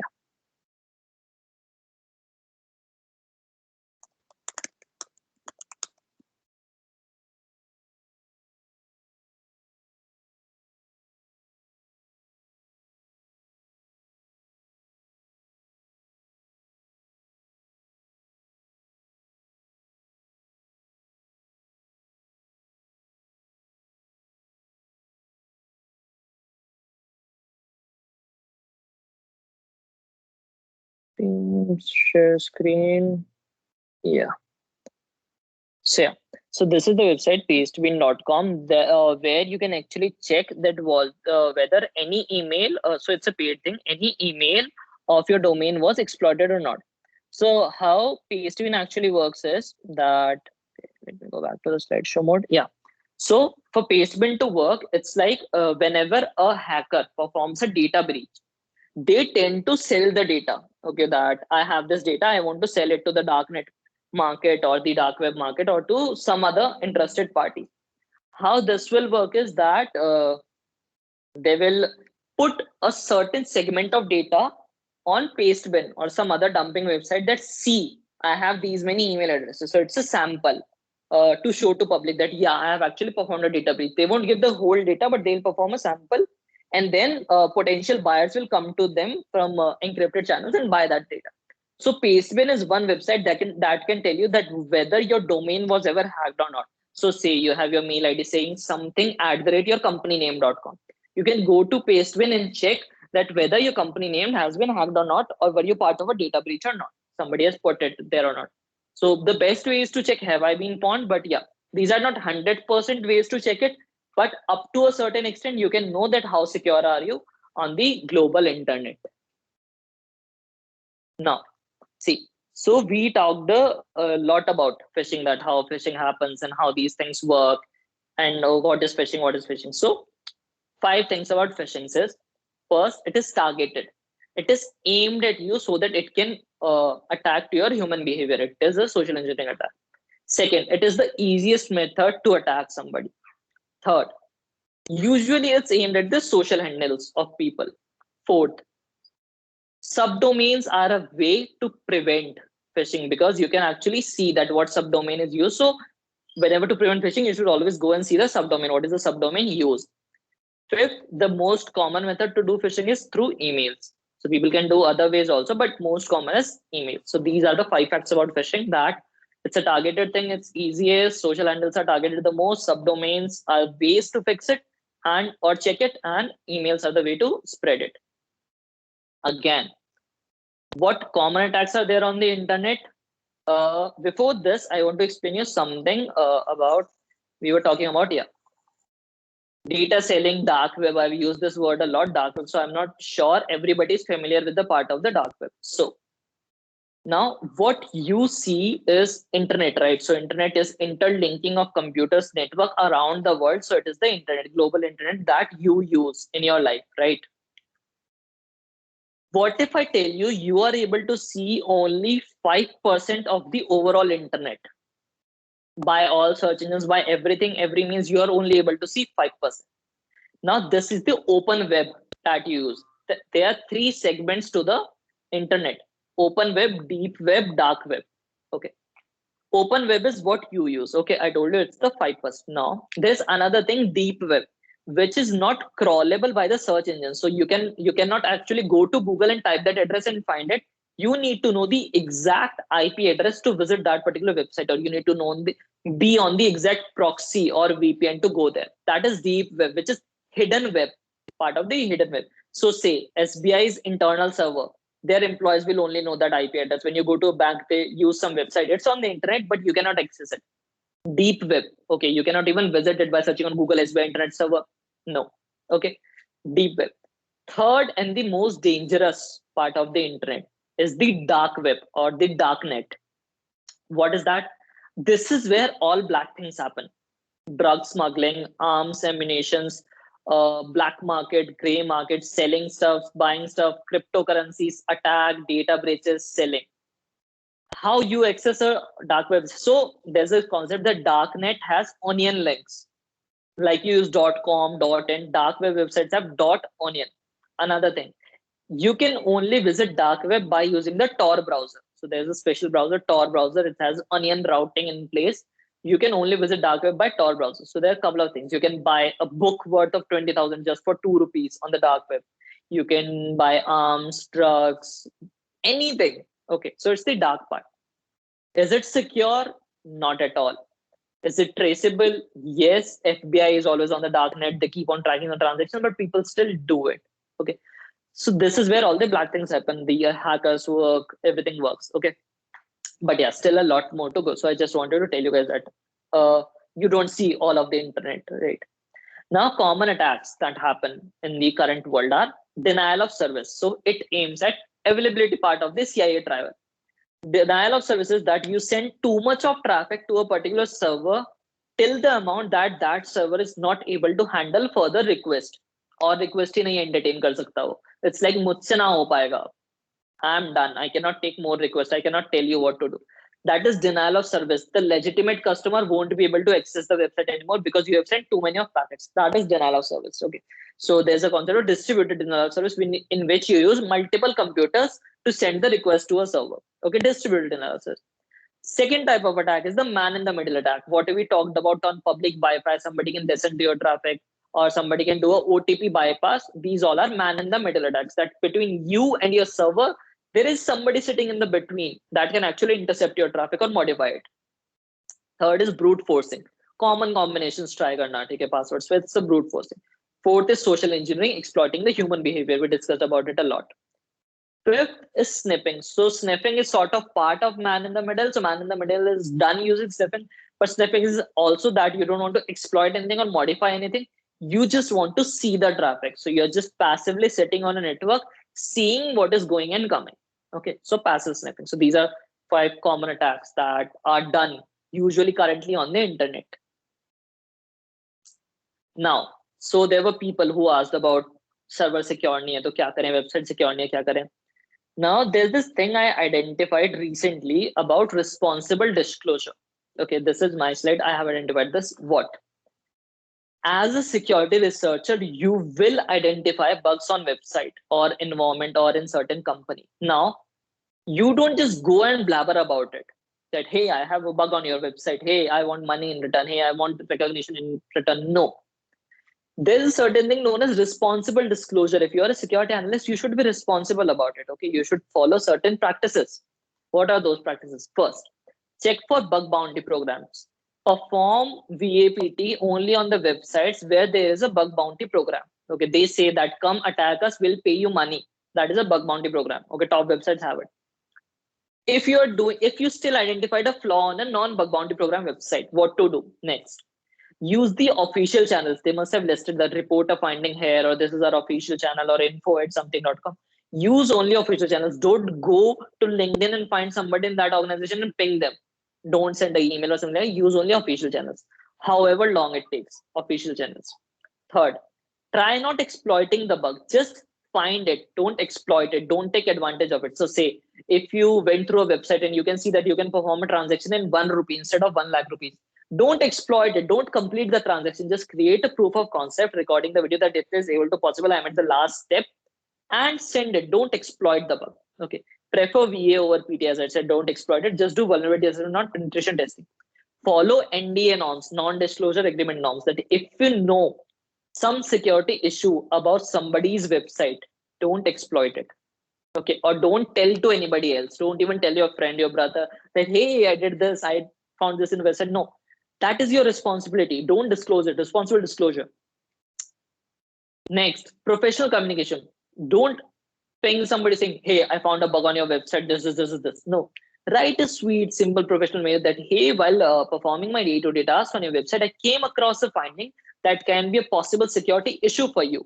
I would like to disclose this. Okay, expect not blackmail. Don't say that I want a bounty in return or I want appreciation in return. No, just expect that if you'll be good to them, they'll maybe provide you some sort of thanks or appreciation. Don't always go about the money. It's not about the money always, right?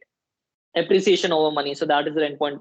You should try to get into Hall of Fames or maybe websites official disclosing that, hey, this person identified the bug.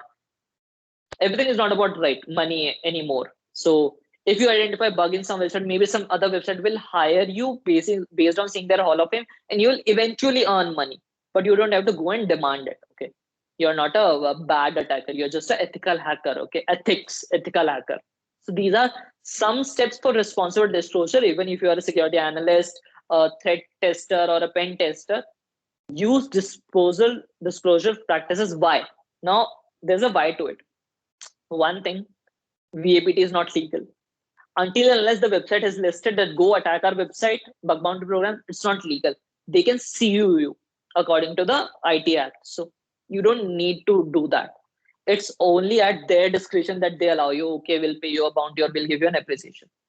That's where responsible disclosure comes in place. They can do a defamation case on you, or say asset exploitation case on you, and you can lose a lot of money and respect in the world. Okay, so do be responsible while disclosing, and this is based on a real incident that happened last week with me. That one of my friend came to me and said that, hey, I found a bug in this top level website. I sent them a mail and this is the reply that I got. So the reply what we got was that, hey, the person's name, I want to keep the vulnerability aside for a moment, and just to tell you, by sending me this mail, you have accepted your crime of attacking my website, and I can go to the legal department and check that what fines we can perform on you and what legal action can we take. Now think, vulnerability they would have fixed, that's their issue, but you have to be responsible in disclosure. Now, okay, so this was the basics of the security, how security resolves, what are the attacks, how secure are you, and things like that. Now, next very important topic is, so we'll cover two more aspects, cloud security and auditing in security, and then careers in security. Okay. Another important aspect is that cloud security. Okay, so what is cloud environment? Before that, if somebody wants, we can have a like 5 minutes break till 3:20, and you guys can come drink water, whatever you want to do, and we can start the cloud security part. Or somebody have some questions, they can post it. Fine. So we can have a quick 5 minutes break. 3:20 will resume with cloud security and auditing. Meanwhile, you can ask your questions.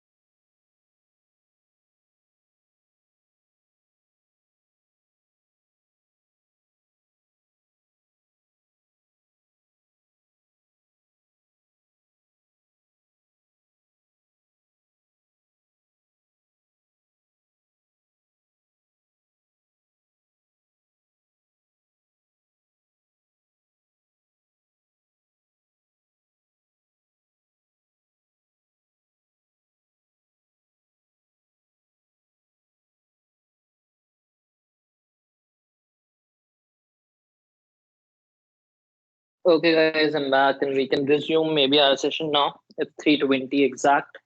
Hope you guys drank water and everything.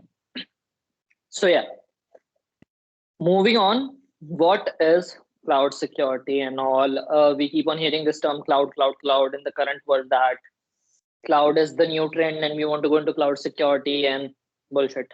Okay, so next is first, let's see what actually is cloud. Okay, so I think let me check. Able to see the screen, right? Share screen. Yeah, you guys should be able to see it. Yeah. So what actually is cloud? Cloud is nothing but a remote computer. So it's like somebody else's computer that you are using. Sort of similar like renting your friend's computer for usage purposes. Okay. What defines a cloud is that it has unlimited resources. Why? Because there are a lot of computers at the cloud workstation or the server center, data center, and they keep on pooling in resources as per your request. There are no damage costs. Why? Because there's a concept of capex versus opex. So capex is capital expense and opex is operational expense. When you buy something, that is capital expense, okay, your setup cost. Operational expenses, normal cost that you keeps on paying, recurring cost, subscription cost, maintenance cost. So in cloud there is no capex, you don't need to pay the capex, you just rent the thing, so there's no damage cost. The server got burned up by your resources, you don't care, you'll get a new server instantly, there's no damage cost, and it's a doorstep delivery, right? You can just go click on the Amazon card, AWS card, and say, hey, I want this server, and you'll get it instantly. So it's a doorstep delivery. So this was just to explain what actually is a cloud. Okay, so cloud is a remote environment where you have a lot of resources and you get sliced resources in sort of a computer in form of a server, storage, whatever you want.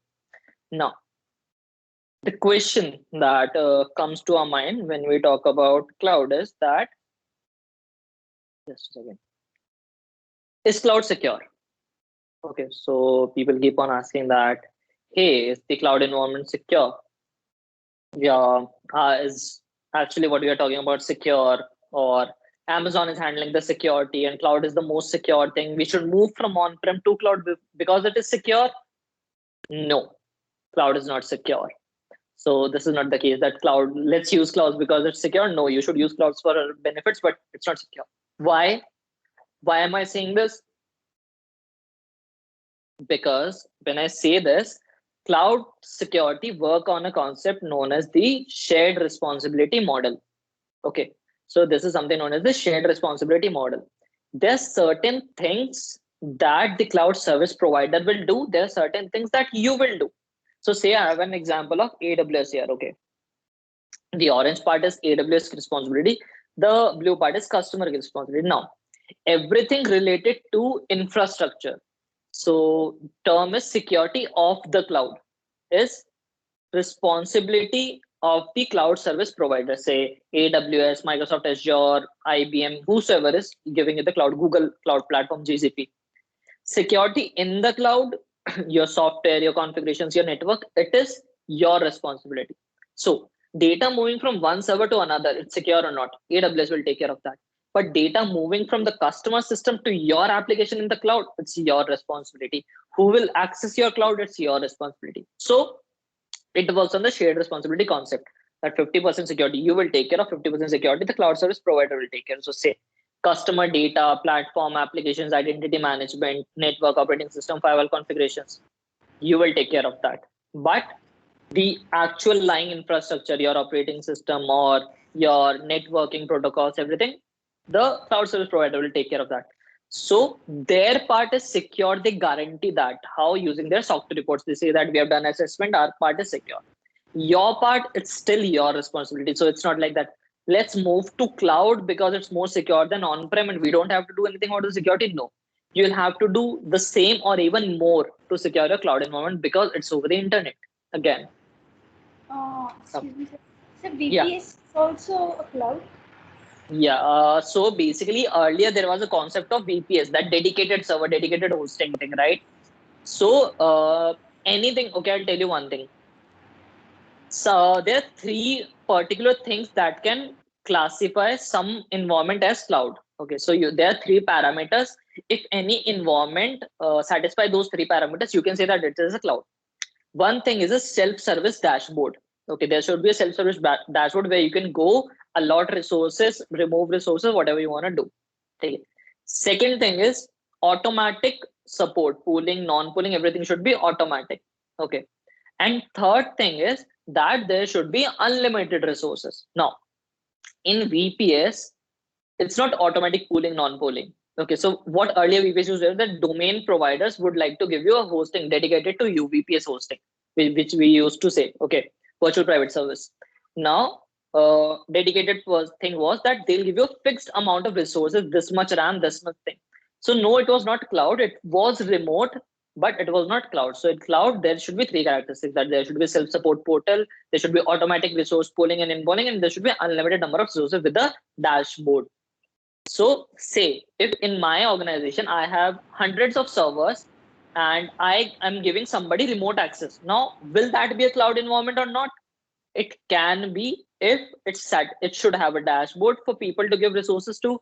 It should be automatic in place to resource pooling, non-pooling, allocation, non-allocation, and there should be unlimited resources. So whenever a customer asks, in a second, there should be enough resources to pull in and pull out, right?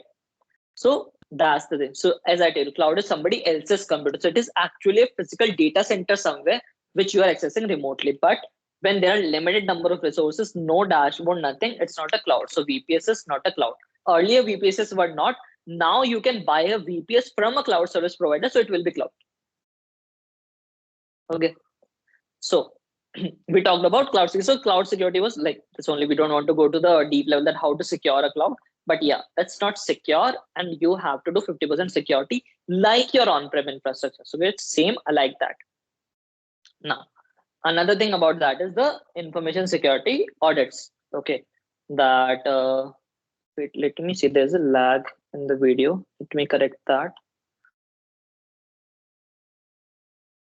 Just a second.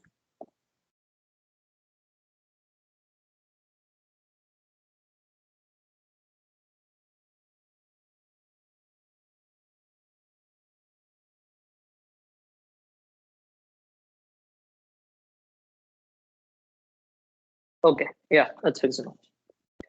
So yeah, next part about our information security session today is the information security audit. So we initially talked about the requirement, compliance, and governance. Now that brings in a thing known as information security audit. So what are audits, how we do audits, what are standards, why do we need security, and all that thing in an organization. Okay, so that is about information security audits. Now, what is auditing? What actually is an audit? An audit is nothing but an examination. It's a formal review that somebody will come and review and say that whether the thing you are saying is justified or not, security is there or not. It consists of documents. We verify the documents, the policies, the procedure. It verifies your processes, that whether the data flowing mechanism is right or not, or your storing mechanism is right or not, or encryption is not. It's a systematic process. It's not just like that I'll say, hey, I want to audit you. Show me your network server. No.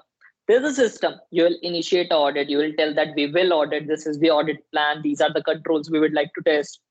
This is the evidence we are expecting, and all those things. So it's a systematic process. Why do we do auditing? To satisfy compliance and regulations, because they're requirement that you should have done an internal audit. You should have performed an external audit. You should have done a vendor audit and thing. So that's why we do auditing, to satisfy compliance requirements. So say PCI DSS is saying that, okay, you should have an internal audit every 3 months to say that, yeah, you're actually secure. So these are the things. So audit is a formal review of your current scenario. Now, auditing in industry, why do companies actually go for auditing? So it's check control implementation, that actually what they're saying that they have implemented firewall or network security or blah, blah, blah. Their control implementation is actually implemented or not. An auditor will check that. Compliance mandate. So some people don't like to get themselves audited, but see, who will want to get them audited, right? That somebody will come and point out mistakes in their work. Nobody will, right? So there are compliance mandates that some regulations will say that come audit us, or you'll have to get through an external audit.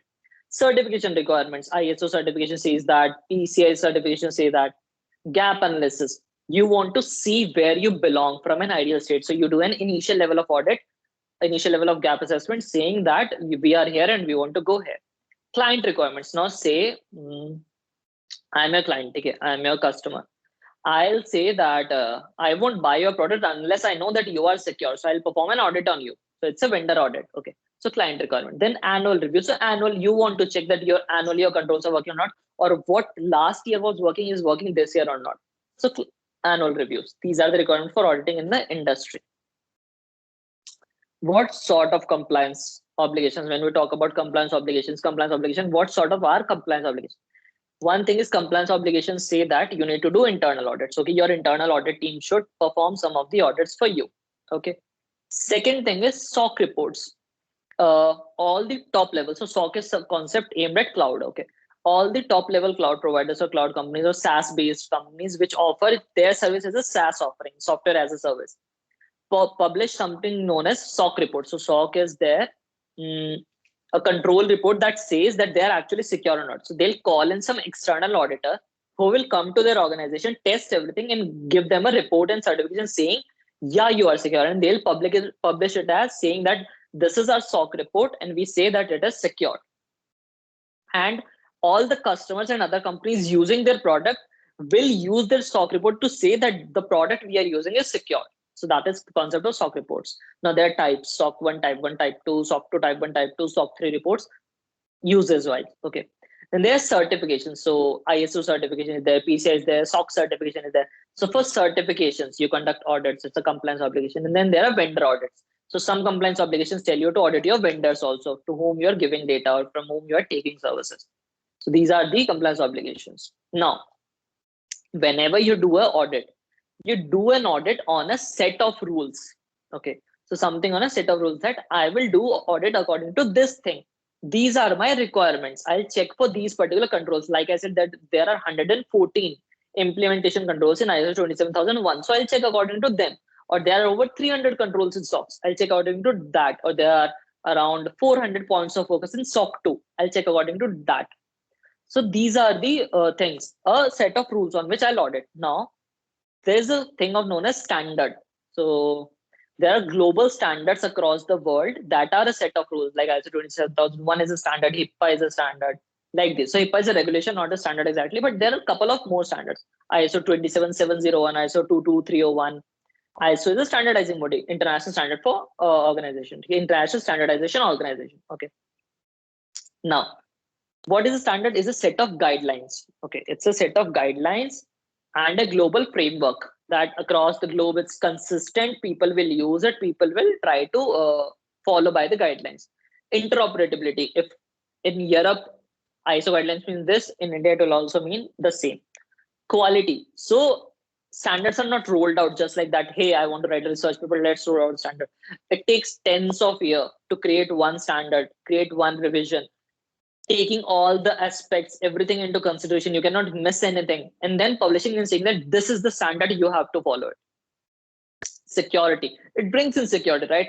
If ISO 27001 is world's most acceptable standard, so it's acceptable everywhere. You're working in San Francisco, you're working in Arizona, you're working in Salt Lake City, Vegas, or in Europe side, you're working in Sofia, anywhere. Okay, you're working. So it's workable everywhere.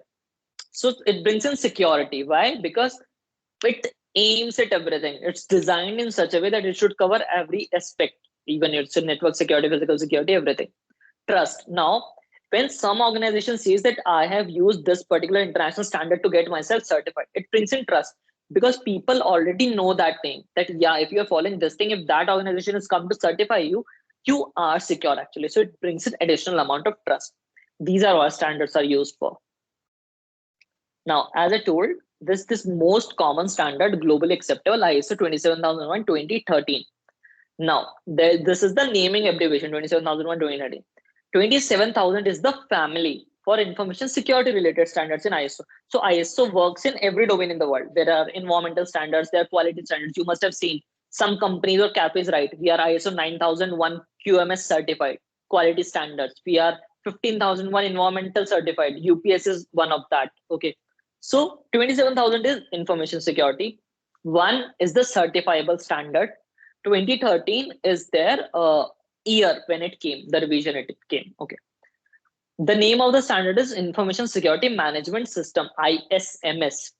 It's what is an ISMS? ISMS is the set of processes in an organization that creates a secure environment for your information security. Okay, so ISMS. So the aim of the standard is to specify the guidelines for creating an ISMS and maintaining an ISMS. So see, the standard specification requirements for establishing, implementing, and continually improving the ISMS. Okay, the improving the ISMS system within an organization. Also, it covers your information security risk according to the organization, your vendor audits. So, in your ISO 27001 standard, this is ISMS system. There are 10 clauses that tells you about what to implement, how to create an ISMS. There are 114 controls that will tell you that there should be an antivirus in your organization. Emails to external servers should not be allowed. There should be a source code review on security point of view. Every change should go through a change management process. So there are controls like this, 114. Now there are 14 different domains. So specific things on the standard works on 114 controls are divided into 14 domains. Physical security is one domain. Change management is another. Cryptography is another. User security is another. Software development is another. Then communications is one domain. Network is one domain. So everything you can think of is a domain in ISO 27001, and there are controls related to that that will tell you that actually you are secure or not. It follows a risk-based approach. So earlier, the version of 27001 which was in place was 2005 when it came. It was a process-based approach that processes should be secure. Now ISO focuses on risk, that every risk should be covered in an organization. That's why we do risk assessment. We follow the concept of FAIR model or probability, cost benefit analysis. So it's all a risk based approach. And it focuses a lot on documented information. Why? Because it's like anything that is documented is admissible and it's not. So किसी ने कुछ बोल दिया उस बात का क्या, ठीक है, accountability कैसे है, it's on documented. So documented information, it's like sort of an evidence thing that if you're saying you have implemented antivirus, write it in a policy, things like that. Okay, so this is the standard that focuses on this thing. Now there's a query.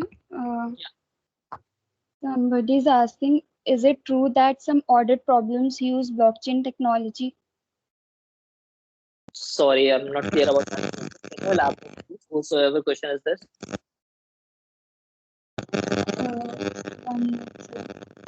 It's Arjun is asking the question. Arjun, can you ask the question? What do you want to say?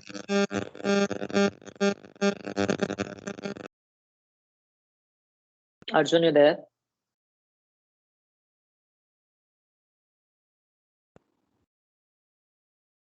Still not Okay, Manik sir, I'm telling you. Is it true that some audit problems use blockchain technology? Okay, so see, it's not about audit problems or something like that. Some of the controls may use blockchain technology, like if you're doing a ledger concept or you're implementing smart contracts. So it's not an audit problem in that case. Some security problems use blockchain technology to solve it. That's true. Okay. So say you want to do a transaction. So now what Paytm or MasterCard is doing, that they're using blockchain to map the transactions so that they're immutable. Nobody can change the integrity of the transaction. Now this was a security problem that MasterCard or Paytm solved using blockchain. So security issues are getting solved by using blockchain technology. Audit problems are, there's no term like audit problems. Okay. Now see, so there was this thing, ISO 27001 certification standard. Okay, that an organization can take. Organization can say we want to be ISO 27001 certified. Who will give this certification? A certifying authority. So say we have BSI in India, British Standards Institute. They can give that certification, but who will actually check? So there is a certification for individuals also. ISACA and CQI. So ISACA is international register. Okay, it's international organization, ISACA. So it's basically IRDA, that international registered of IRC, international register for certified auditors. IRC and CQI certified. ISO 27001 2013 ISMS lead auditor. It's a certification for an individual that you will get a license number, and we will say that you have knowledge for ISO 27001 and you can do the following tasks. You can do internal audits, you can do third party audits, You can perform vendor audits, business continuity planning, compliance management, and risk assessment for a particular organization. So people hire their employees as 27001 lead auditors, or I am a 27001 lead auditor. There are a lot of people. Okay, so you can go ahead and do that certification, take that training, know how the standard works, how you implement, how you test the security controls, and you can actually be an lead auditor. So there are different things: internal auditor, lead implementer, different things for different standards. For every standard, there is this thing. So this is one thing. Now there are other important standards also. Okay, apart from 27001. 27001 tells you what to do, what security controls you should have. 27002 is the implementation guidance. It tells you how to do it. It's a detailed 200 pages standard that tell you how to implement every control written in 27001. 27005 specifically tells you about risk guidelines. 27017 is focused on cloud security, then 18 on cloud privacy. Then in 2019 August, there came a new standard. It's an extension to 27001. It's PIMS, Privacy Information Management System, 27701. Then 31000 is specifically about how to do a risk assessment. 22301 is specifically about business continuity planning, that your disaster recovery sites, backup, what to do in case of an attack, how your security can be secured. So these are other standards that you can study or implement in a particular organization. Right. Now, one thing. Okay. Ethical hacking workshops. So there are a lot of events that says that we are teaching you ethical hacking. IIT Bombay conducts one, IIT Delhi conducts one. A lot of student chapters conduct these things. A lot of people conduct this thing. Is there a thing known as ethical hacking workshop? No. Should you attend them? No. Why? I'll tell you why. What they will tell you is they will tell you how to use 5 tools. They tell you how to use a burp suit. Just basic. They'll tell you how to create a phishing website. They'll tell you how to use a steganography tool. Okay. So 5 basic tools. They don't tell you the basic concepts behind it. They don't tell you how they work. They don't tell you what security is or anything. They'll just tell you now you're an ethical hacker. Now tell me, if I tell to use your software by taking 5,000 from you, will you be an ethical hacker if you won't know the security concepts? No. All of these workshops are totally useless until and unless you know the basics. Even after knowing the basics, you can explore the online courses rather than taking these workshops. So rather than going for an ethical hacking workshop, you can always go to Cybrary. It's a free website for cybersecurity, and do the whole penetration testing and VAPT course. It's free. 20-25 hours they take to tell you. How can somebody tell you in one day, 5 hours, that how can you do ethical hacking? They can't. They'll just misuse your trust in them. Just give you a CD with a bunch of tools. They'll tell you do this, that, follow the steps. That is not ethical hacking. You won't learn that way. Learn scripting, learn the basics. So don't go to ethical hacking workshops. Whosoever it is conducting, don't go. Okay. Next thing is, what are the learning resources? So we are towards the end of this session. We'll cover some additional topics maybe, but it's not going to be extended till 5, hardly 4. Okay. Learning resources. Okay. Pluralsight is one website where you can take 1 month of free subscription and learn about security. Cybrary is other website. Then third thing is you can do Coursera Nano Degrees. So there are proper things to learn about this. So Coursera Nano Degrees. Fourth is certifications. Go for certification. There are a lot of certifications in cybersecurity. I'll tell you that, yeah, you can actually do a lot of certifications that aim at auditing or maybe VAPT or maybe at forensics. There are a lot of certifications that you can do. ISO 27001 is one of them. There are a lot, but good places done. What are the careers in cybersecurity? If you want to ask me, there are a lot. See, a lot of them.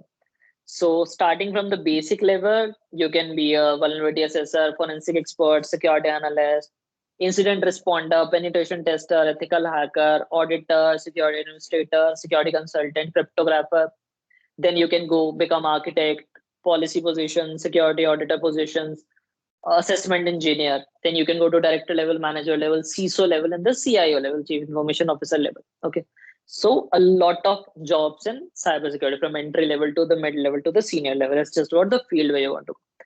Certification, what I was talking about, you can go for CISA, Certified Information System Audit. This is the top level certification in auditing. Then CISSP is the best to learn security. It's considered the MTech in cybersecurity. Certified Information System Security Practitioner, CISSP, the best certification till date in cybersecurity. CISM, Certified Information Security Manager. It's again an auditing based certification. OSCP, Offensive Security Certified Professional. It's an ethical hacking certification where you actually learn how to do VAPT. CCSP, Certified Cloud Security Practitioner, where you know about cloud security things. Okay. Now so next thing in places, see, we have reached to the end of the content that I created. There are certain things more I want to cover. One thing about them is people ask that where should we go among the, like, we had the domains, right? Let me go back to the domains.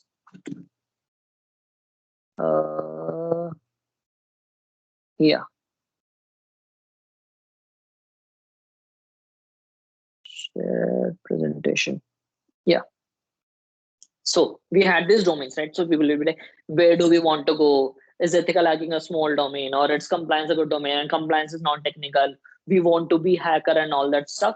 See, hacking is not so cool as it seems. It's not like movies that you'll go code a script and you'll get into NASA server or you get into Government of India server. No, it's more of about following techniques. So you have steps, you know what is the vulnerability, you will have to exploit it. So there are tools for it, you'll have to learn those tools, perform fixed steps. Now there's another field, auditing, in which I work, that you'll have to take decisions based on your mind, your understanding, your experience.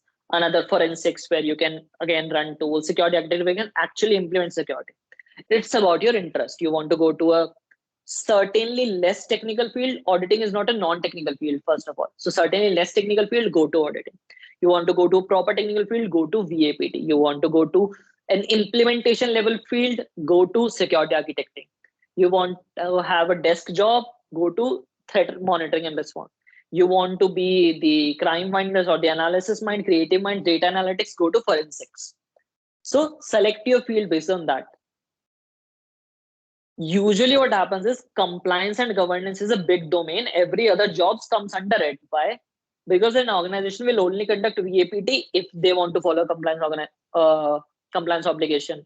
An organization will establish a SOC team for compliance. They'll do forensics if there was a breach. They will do security architecting if they want to implement ISO 27001, right? So compliance is the bigger domain. Then again, there are jobs. Next thing, is security a well-paid career? It is a well-paid career, but not up to development level. Why? Because see, there's this concept. In any organization, there are two verticals. One is IT and one is R&D. You will learn about it when you will go into corporate, or those into corporate will already know. R&D is the vertical that develops the products. Okay. So it brings in revenue. It brings in money to the organization. IT, on the other hand, is a cost center. Why? Because there will be server maintenance, there will be security team. You will take the resources from the revenue that R&D has bring in and invest it and use it. So you are a liability to the organization, and R&D is an asset. That's how it works. Okay, IT versus R&D in any organization. Now, so anyway, jobs in IT, so security jobs, they'll be less paid than the jobs bringing in revenue. So development is more paid, security is less paid. Initially, in the top big four companies, the four companies that are said to be the cybersecurity leaders, Deloitte, EY, KPMG, PwC, they'll pay you close to 3.5 lakhs in the first year, 5 point something lakhs in the second year, maybe. But they are product-based company. If you crack them, like say Dell, Microsoft, VMware, Amazon, and all, they pay you close to 12 lakhs in your first month itself. Why? Because again, it's a product-based company and it's a service-based company. You're doing things for somebody else, you're doing things for somebody else. It's a priority. That for some companies, security is priority, for some it's not. So it's about where you land up. Security is a good career. So if somebody comes up and tell you, hey, you don't get paid well in security, it's not like that. It's just about the right opportunity and right path. It's good to go into big four in the starting of your career rather than going to a product-based company, because you learn there more. So work at a less salary for 1 year, go to a big four, get the stamp, go to any company you like. Everybody will die for taking you. Okay. So these are the things in cybersecurity. Then another thing I want to talk about is awareness. The cybersecurity awareness. Okay. So you learned a lot of things like today, that how are security exploited, what are the daily practices, where all you can lose your data. Now you should spread this awareness. It's all about responsible disclosure and responsible spreading.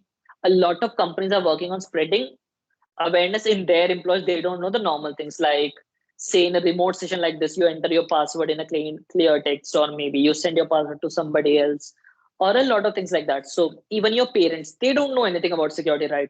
They might unintentionally go to a fraudster call thing or tell your security pin, or maybe your debit card number, what we call that card fraudsters attacks. Okay.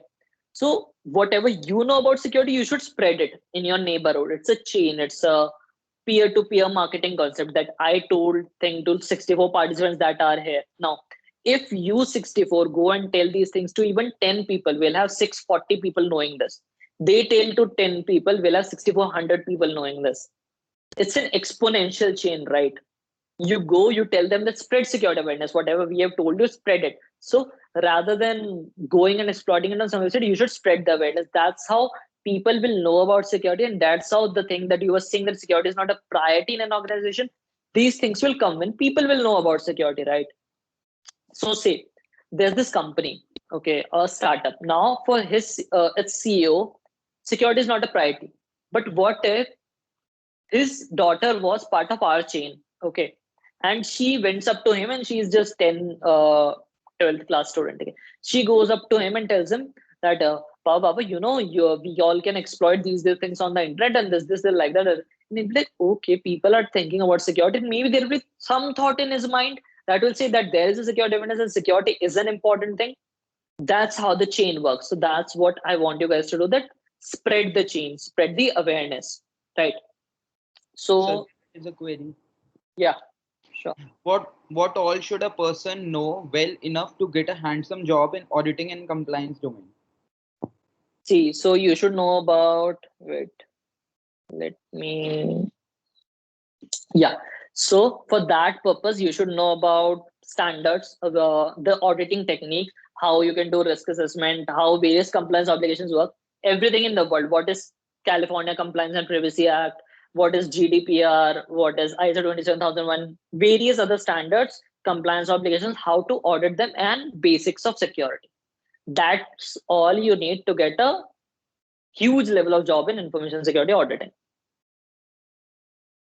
Any other question, guys? Whatever you want to ask. Let me take a seat. What else you want to ask? We'll take questions now.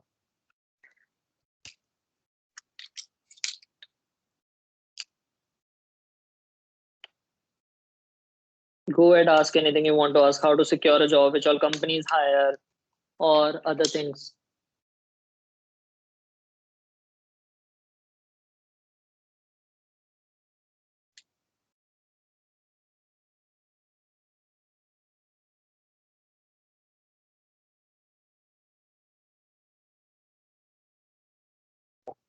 Yeah, tell what you guys want to ask now. Are there any questions? I am also on the groups, right? Yeah, you can get the recording of this webinar. I guess this is getting recorded.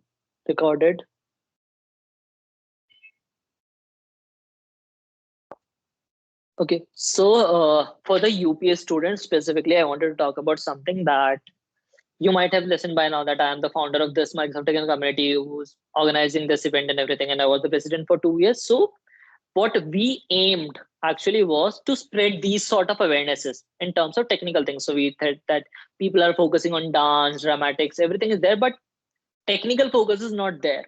Okay, so people don't know. Say, if you do BTech in computer science, you know about operating systems, you know about assembler, compiler, automata, data structures, programming, everything. But you don't know how to install a Microsoft Windows 10 on your system. It's a shame, right? So these are the things we focus at, that people don't just earn the degree, they learn the things. They know what security is, they learn what technical implementation is, how to use things. So when you go to an organization, you are not a dumbo, you're not just a degree holder. When you are, say, you have grades, you have that intelligence, you have that smartness. So that's why we started this community. Now this all information is just for the UPS students, right? So we had this concept that what should be the plan, that we should charge people for the events or the workshops we take or anything, because they are like, some of the costs are involved in organizing a session like this, right? When you bring in an external speaker, you have to pay them, You deploy certificates, you buy domains, you buy infrastructure, you buy licensing costs for teams, and also there's a lot of cost involved. Now, how will you pay that? College doesn't pay it. You are an independent organization, college won't pay anything. So we came up with the concept that, okay, we won't charge people for individual events. We'll have a membership based model that initially in the year we'll take a small amount as membership because it will be a huge capital expense for us. So we said about capital expense, operational expense, right? So it will be a huge capital expense for us, and we can split it up across the year and use it rather than charging people again and again. So we came up with this concept that we'll buy, okay, say we'll take 150 rupees from everybody and we'll get close to these much registrations and this much amount, and that will be it. And we'll conduct free workshops, free events, and everything here based on the technologies people will like. So there will be speakers, there'll be regular sessions. We'll teach them coding, we'll teach them trending technologies, we'll prepare them for certification exams and everything. So I guess the registration drive for Microsoft Technical Community is starting again. I'm not in college, I've graduated, been working in company. I guess they're starting, so you can visit maybe their website, upesmtc.com, or write at upesmtc@gmail.com, or ask in the WhatsApp group you guys are at it, and go for a membership if you wanna like work on these sessions they are organizing across the year. So that is one thing that you can go upon. Their registration drive is open. Another thing is we see a lot of posts on LinkedIn, right? That Coursera certificates are useless, or people are doing certificates in lockdown and they are useless. They're not actually learning anything. It is not the case. Learn anything you like from anywhere you like, as far as you're feeling that you're learning something. It's not about the certificate, I'll tell you. I sat in 4-5 companies, okay, on my campus, and I got job from almost all of them, and I didn't took any of them. Okay, I took this off-campus job that I got. I got a call from VMware saying that you want to work in our organization. We really liked your profile, and that's how I keep on getting jobs right now. Also, it's not about the certificates you post. It's about the skills you hold. You'll have a lot of certificates. You'll go to an interview. They won't even see your dossier. Trust me. None of the 5 companies I cracked saw my dossier. VMware has not asked for my certificates till date. It's been 9 months. I've been in VMware. Okay, nobody asks it. Nobody cares about it. They just want to know that when you're coming to an interview, do you have the skills that you are saying you have on your CV? It's all about your CV, what you have listed on your LinkedIn profile, or what you have listed on your resume. It's not about the certificates of participation or workshop. I have close to 200 certificates. This much bunch I have at my home, which nobody has ever seen. They don't care. Organization will never care. They won't ever tell you to prove that you participated in a workshop. So say we had this session, right? InfoSec talks. A lot of you came for a certificate of participation. A lot of you must have thought that we'll get a certificate, we'll show it somewhere. Where? If you're writing in your CV, you attended a workshop on information security, right? And you'll say that this is the certificate. They won't even see it. They won't even ask. They'll see your CV. Okay, attended information security workshop. Tell me about information security. That is the point that will determine that whether you attended it or not. See, my seniors also told me this thing, and I never listened to them. That certificates don't matter. I also ran around certificates till my second year, and then everybody runs around it. But point is, it's an experience that nobody cares. Certifications are important. The credentials that top organizations bring in, Microsoft certifications, AWS solutions architect, and all. But certificates, they don't matter at all. Participant certificates are useless. Merit certificates are something you can carry on with you. Okay, so this was something. Are there any questions on the group? Yeah, wait. Let me check. How and when? Same question in the domain of what should one prefer? A job at Big Four or job paying just double at a startup security firm? See, initially I'll suggest that one should prefer a job in Big Four. Okay, why? Because Big Four is an established organization. Plus, their stamp matters a lot. People, it's like a certification on your profile that people know that you have learned something, you have implemented something. Plus, in Big Four, there is a variety of work. When you work in the internal audit team or internal security team like me, you work on a specific profile, a simple, straight profile that we are performing ISO 27001. We want to implement this in our organization. In Big Four, your client changes every 1 month, almost. Okay. So one day you're working on HIPAA assessment, second day you're working on PCI, third day you're working on ISO, fourth day you're working on SLA audits or policy making. That's the domain of work you work upon in a Big Four. That's how it benefits you. Okay, that should be worked upon. That's why we prefer taking Big Four jobs in the initial month. Second question is, what else should a person know to get in the job of VAPT, web and mobile applications? You see, in VAPT, there are a lot of things. Mobile security is there, application security is there, web security is there, malware analysis is there. So for getting a good job in VAPT, you should know at least web application testing. Then you should know the basics of networking at a top end level, how security protocols work, and then basics of malware analysis, threat responding, and everything. Okay, Android security a bit. So a bit of everything, but everything about web application security to get a good job in VAPT initially for a fresher. How and when to fetch for off-campus jobs in security field and how to stand it amongst 200 applicants? Good question. So to stand among 200 applicants, what you can actually do is fetch jobs at around say September and November. September, October, November, these are the months when people actually hire, or they hire in March, April, May. Okay, for July joining. So try at that time how to stand out as certifications again, because certificates are something people look at, people know they are validated. So go for top level certificates, just an investment. I know they cost at around 40,000, 50,000, but when you can do a 20 lakhs worth of BTech, you can spend additional 2-3 lakhs if it's totally worth it. So it's like doing a post graduation. Go for certifications, implement them, and have that knowledge. That will make you stand out amongst 200 applicants plus your knowledge. When you're saying you know something, don't just write it. I don't want you guys to write a million things on your LinkedIn profile and know just one. Write 2 things and know them both. Okay, so that is one thing that makes you stand out. Other question, can you share from your personal experience where are the actual CS jobs leaning towards? Yeah, so actual CS jobs are leaning towards automation. Every company is leaning towards automation. They just want to focus on, wait, let me stop this for a while. Yeah, so for now they just want to focus upon automation, that what actually automation is happening. Okay, what are the things that are happening, how can you improvise things? So these are CS jobs where they're going to DevOps, they're going to automation, reducing the manual effort, optimizing the servers, optimizing the algorithms. That's where the CS jobs are leaning towards. They are leaning towards knowledge rather than fixed set of things that people used to do. Now there is not the standard development practice in place. People work on Kubernetes, microservices, modulation concepts, interoperability. These are the things where people are working currently. Okay, what is the next question? Let me check. Yeah, teaches about some interview experience and facts how to actually prepare in second year itself. See, okay, there's this really like serious concept I follow, that in a BTech of 4 years, okay, first year is about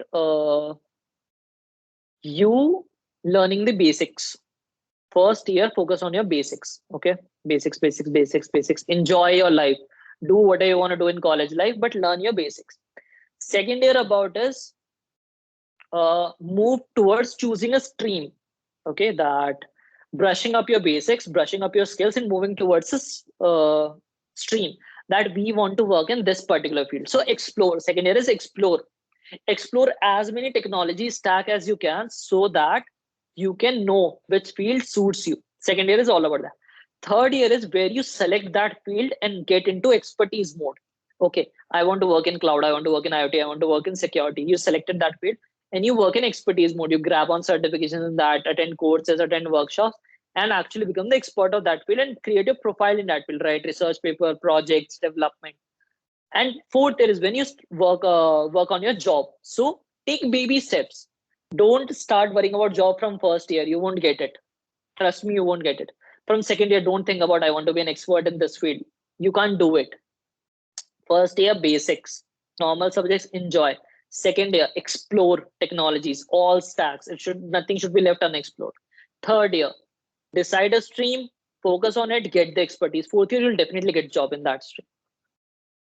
Can you put a glance regarding the jobs and career on DevOps, DevSecOps? See, DevSecOps, DevSecurity is part of the security architecting job, okay, or the normal security analyst job. So it's not a different domain, DevSec job, because one who can secure an on-prem infrastructure or a normal stack of code, they can also secure the microservices. One thing, okay. Second thing, DevOps mein jobs is about automation and microservices. So mostly people are working on Kubernetes, okay, Kubernetes or Dockerization concept. So in DevSec, you should know how to code, how to deploy a container or a microservice, how to make it interoperable. So it's basically more about the commands, the Dockerization, the optimization, how to connect microservices, what all tech stack is used in DevOps. So the basic jobs are, you can be a member of technical staff, you can be a DevOps engineer, you can be an automation engineer. These three are the profiles that I can think of for a DevOps job. What else? Other question, guys? Which certification we should do, like CH or Security Plus, which is better? Okay, so I'll tell you.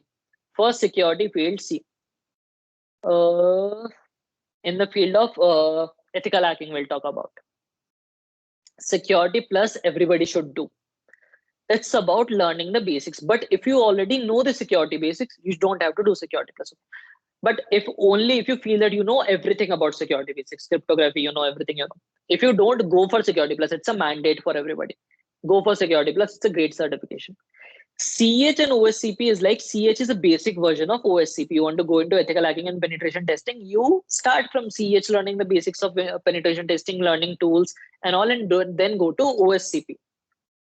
If you have the capability to crack OSCP or to put in 6 to 7 months of effort to actually work upon something, directly go for OSCP. Don't do CH at all.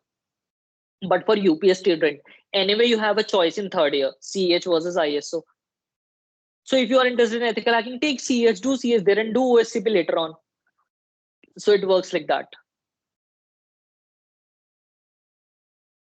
Next question, guys. I guess I've taken everything on the group for now. Hello, sir. Yeah, hi. Hello, sir. It's very good, your presentation, and it's very helpful for us. Sir, my question is that, sir, for a management student, so what's your recommendation to ours that what areas we have to focus on it, and like if I'm focused the essential company, so actually my background is mechanical engineer, and after that I'm doing BA. Right now I'm pursuing MBA. तो sir क्या क्या recommendation हमारे लिए हो सकती है कि to survive in like IT companies, big IT companies? See, okay. So basically, one field in MBA is risk management. So there's this Yes. field, information security risk. That is one thing you can aim at. चाहे mechanical background से किसी background में. Risk is which is non-technical. You can anyway go and do a risk assessment analysis. So people do that in MBA and then work at the top big four firms. I have people doing that.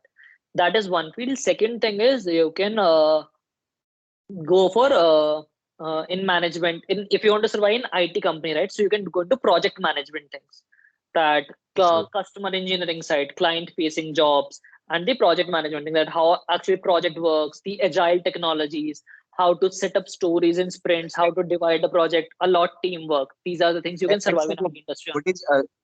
what is agile? So agile is a methodology used for project management, in which you divide the whole project in small sprints and Yes. code individual modules. But it is a management technique to manage the team, agile management. Sir, okay, sir. Okay. Thank you so much, sir. Welcome. Yeah. Any other question, guys? Yeah, you can ask directly here rather than going on the group. Okay, we got something. Yeah, let me see. Like if we are in a third year, right? So we are aiming for Java developer interns. So see, basically based on the interviews, nobody will expect you to know Java servlets or everything advanced level base, anything. In a campus job interview, they aim at basics. So rather than studying Java servlets and all, if you know Java end to end, focus on studying competitive programming, because that's where you actually put your mind into work and do problem solving. and that's where you lag at the time of a job interview, that you're not able to solve the problem at all. Okay, so don't go for Java servlets and all, go for competitive programming. Those, anyone who is looking for a software developer job should do competitive programming a lot. Welcome, Raghav. Any other question, guys? So see, my manager told me last month that if you have scheduled a meeting for 2 hours and it's ending in 1 hour, you should not think why it's ending in 1 hour, because it's saving yours and everyone else's time. So I'm not going to extend it much if like you don't have further questions. How to get involved in different student chapters or conferences or and internship. See, it's all about time management first thing. So never think about the student chapters will affect your study and all. It's about your time management. If you cannot manage your time between your academics and co-curricular, you cannot work in a corporate. Very first thing. Second, how much chapters you should get involved in? 2, 3, probably. Okay. Take one for cultural, one for technical, and maybe 2 for technical, but not more than that. Okay, it consumes time also. 2, 3 chapters. Okay. Conferences, you should focus on technical conferences rather than cultural things and all. I was also into, okay, just to clarify, I was not a geek in my college life. If you're thinking I'm just talking about studies, I was in discipline committee. I was in the dramatic society as a script writer. Then I worked in the student placement cell. So I was the placement lead also. I set up my own chapter. I used to participate in treasure hunts and everything.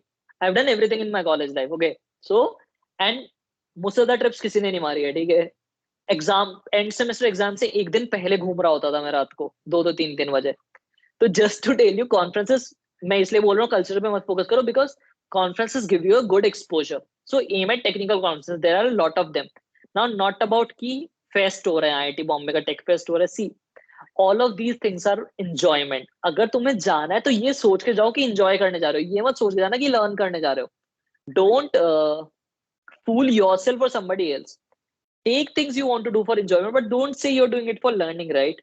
For learning, go to security conferences, go to technical conferences, customer conferences होते हैं top companies की, like VMware का VM World है अभी, AWS का AWS Con होता है, बहुत सारी conferences होती है. Just search about the technical conferences and go to them. Internships, don't focus on paid internships as such. Focus on any internship that can give you a good exposure. You can easily get internships. Don't go on Internshala to get internships. Go on LinkedIn to get internships. Okay, use your personal contacts, use LinkedIn. Try getting an internship from there. So you'll get an internship and start working on it. Or कोई question, guys?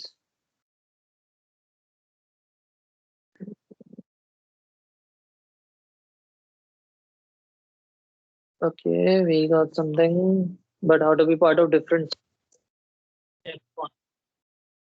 Yeah.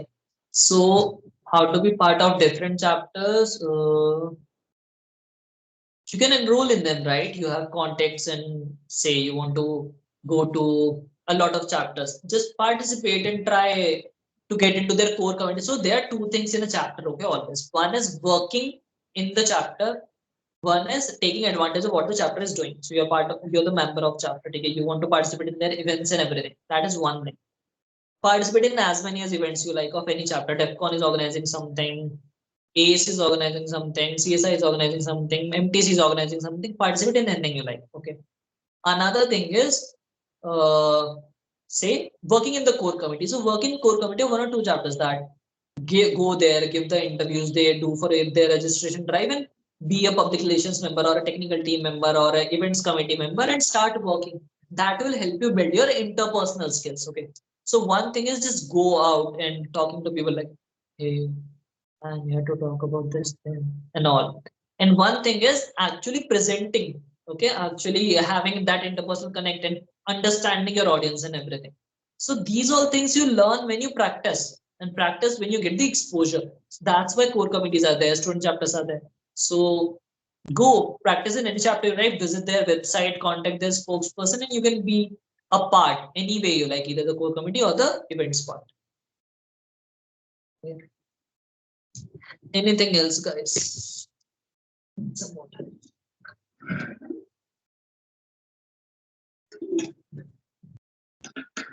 Any other question on the group? Role of soft skills in corporate. Okay, that's a nice question. See, people usually say that why waste time on soft skills when anyway your interview is gonna be coding based, right? You'll have to crack the job using aptitude or coding. Soft skills come into picture when your coding fails. Or see, right now everything is client based. Even if you're a software developer, you'll have to talk to your manager or maybe some other team to get some help. If you're not good at soft skills, if you're not good at interpersonal skills, you cannot communicate. If some person comes to me, I wanted actually help this. So I'll be like, yeah, why are you wasting my time? Like, but if somebody comes in like, hey, could you please spare out some time from your busy schedule and maybe give me just 5 minutes to give a brief overview on your product? People will actually try to do so. Interpersonal skills, soft skills, a lot of them help you in your corporate. Why? Because there are events, there are client interactions. You need to talk to your manager. Now, say you are in your annual review with your manager. Okay, he's asking, hey, what all work have you done? If you don't have soft skill, you won't be able to tell him. You should know how to tell what work you have done. One person can say that, sir, I worked on the project you assigned. Okay, you assigned me a project to code this module. I worked on this. Another person can say that, sir, I completed my day-to-day tasks that were assigned by you. Apart from that, I did learning a bit for my corporate activities. And then I helped in other modules by helping my fellow colleagues and performing the additional tasks that were assigned as my goals by you.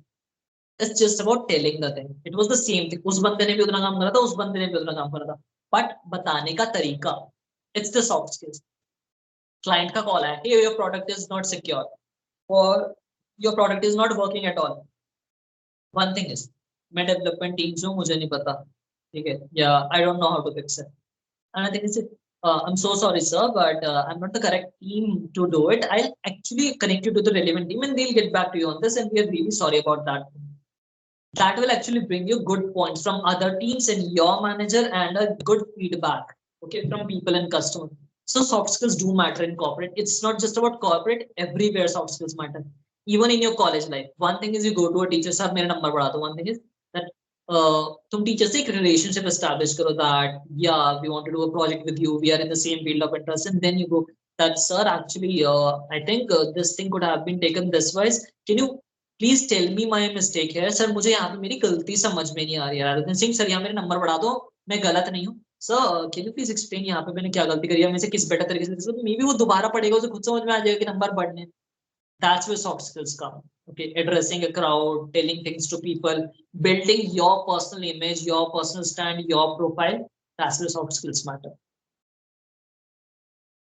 और कोई question guys?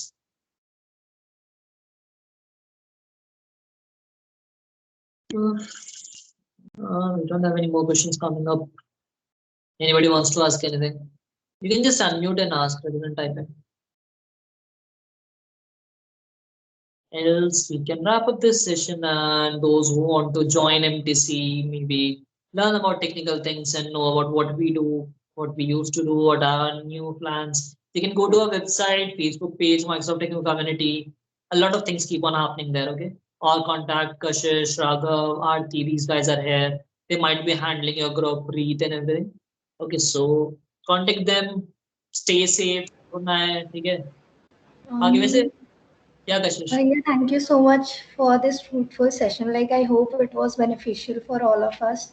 And also, thank you for your time and effort you took for the insights, thoughts, and experiences. Really, it made me feel so good about it. The way you were talking and everything revived everything from the last few days of our college. या सो जो लोग नए हैं यहाँ पे, जो लोग मुझे नहीं जानते हैं, उन्होंने पहले कभी मेरे साथ काम नहीं किया, ये लोग जिन्होंने ये सेशन ऑर्गेनाइज करा है, इनके कॉलेज के लास्ट 2-3 साल, जितने साल भी रहे, मेरे से डांट खाने में गए. मतलब ये सुबह शाम डांट खाते थे मुझसे, दवाई थी इनके लिए मेरी डांट, कि ऐसे अरे आज दिन नहीं कट रहा, आज मनीष सर से डांट खा लेते जाके. So we have bonded so well, and it is all because of this student chapter thing. So those people are asking, it's like a family away from your home. We interact, we learn, I teach them, they teach me, they organize such things, and then we all work. So thank you so much, Kashish and Raghav, for organizing this session, Aarti for putting this all together, and the introduction that you guys gave. But yeah, it's always good, teaching people. I love teaching people. So time nikalna is never an issue. It's just about people should be willing to learn. But yeah, thank you so much, guys. Thank you, Bhaiya. Thank you so much. Cool Thank then, you. guys. Enjoy. Stay safe in COVID. And Raghav, Thank you so much, Krishna, sir. we can wrap up the session if we don't have any question. Okay. Thank you so I'll much, sir. talk. Yeah.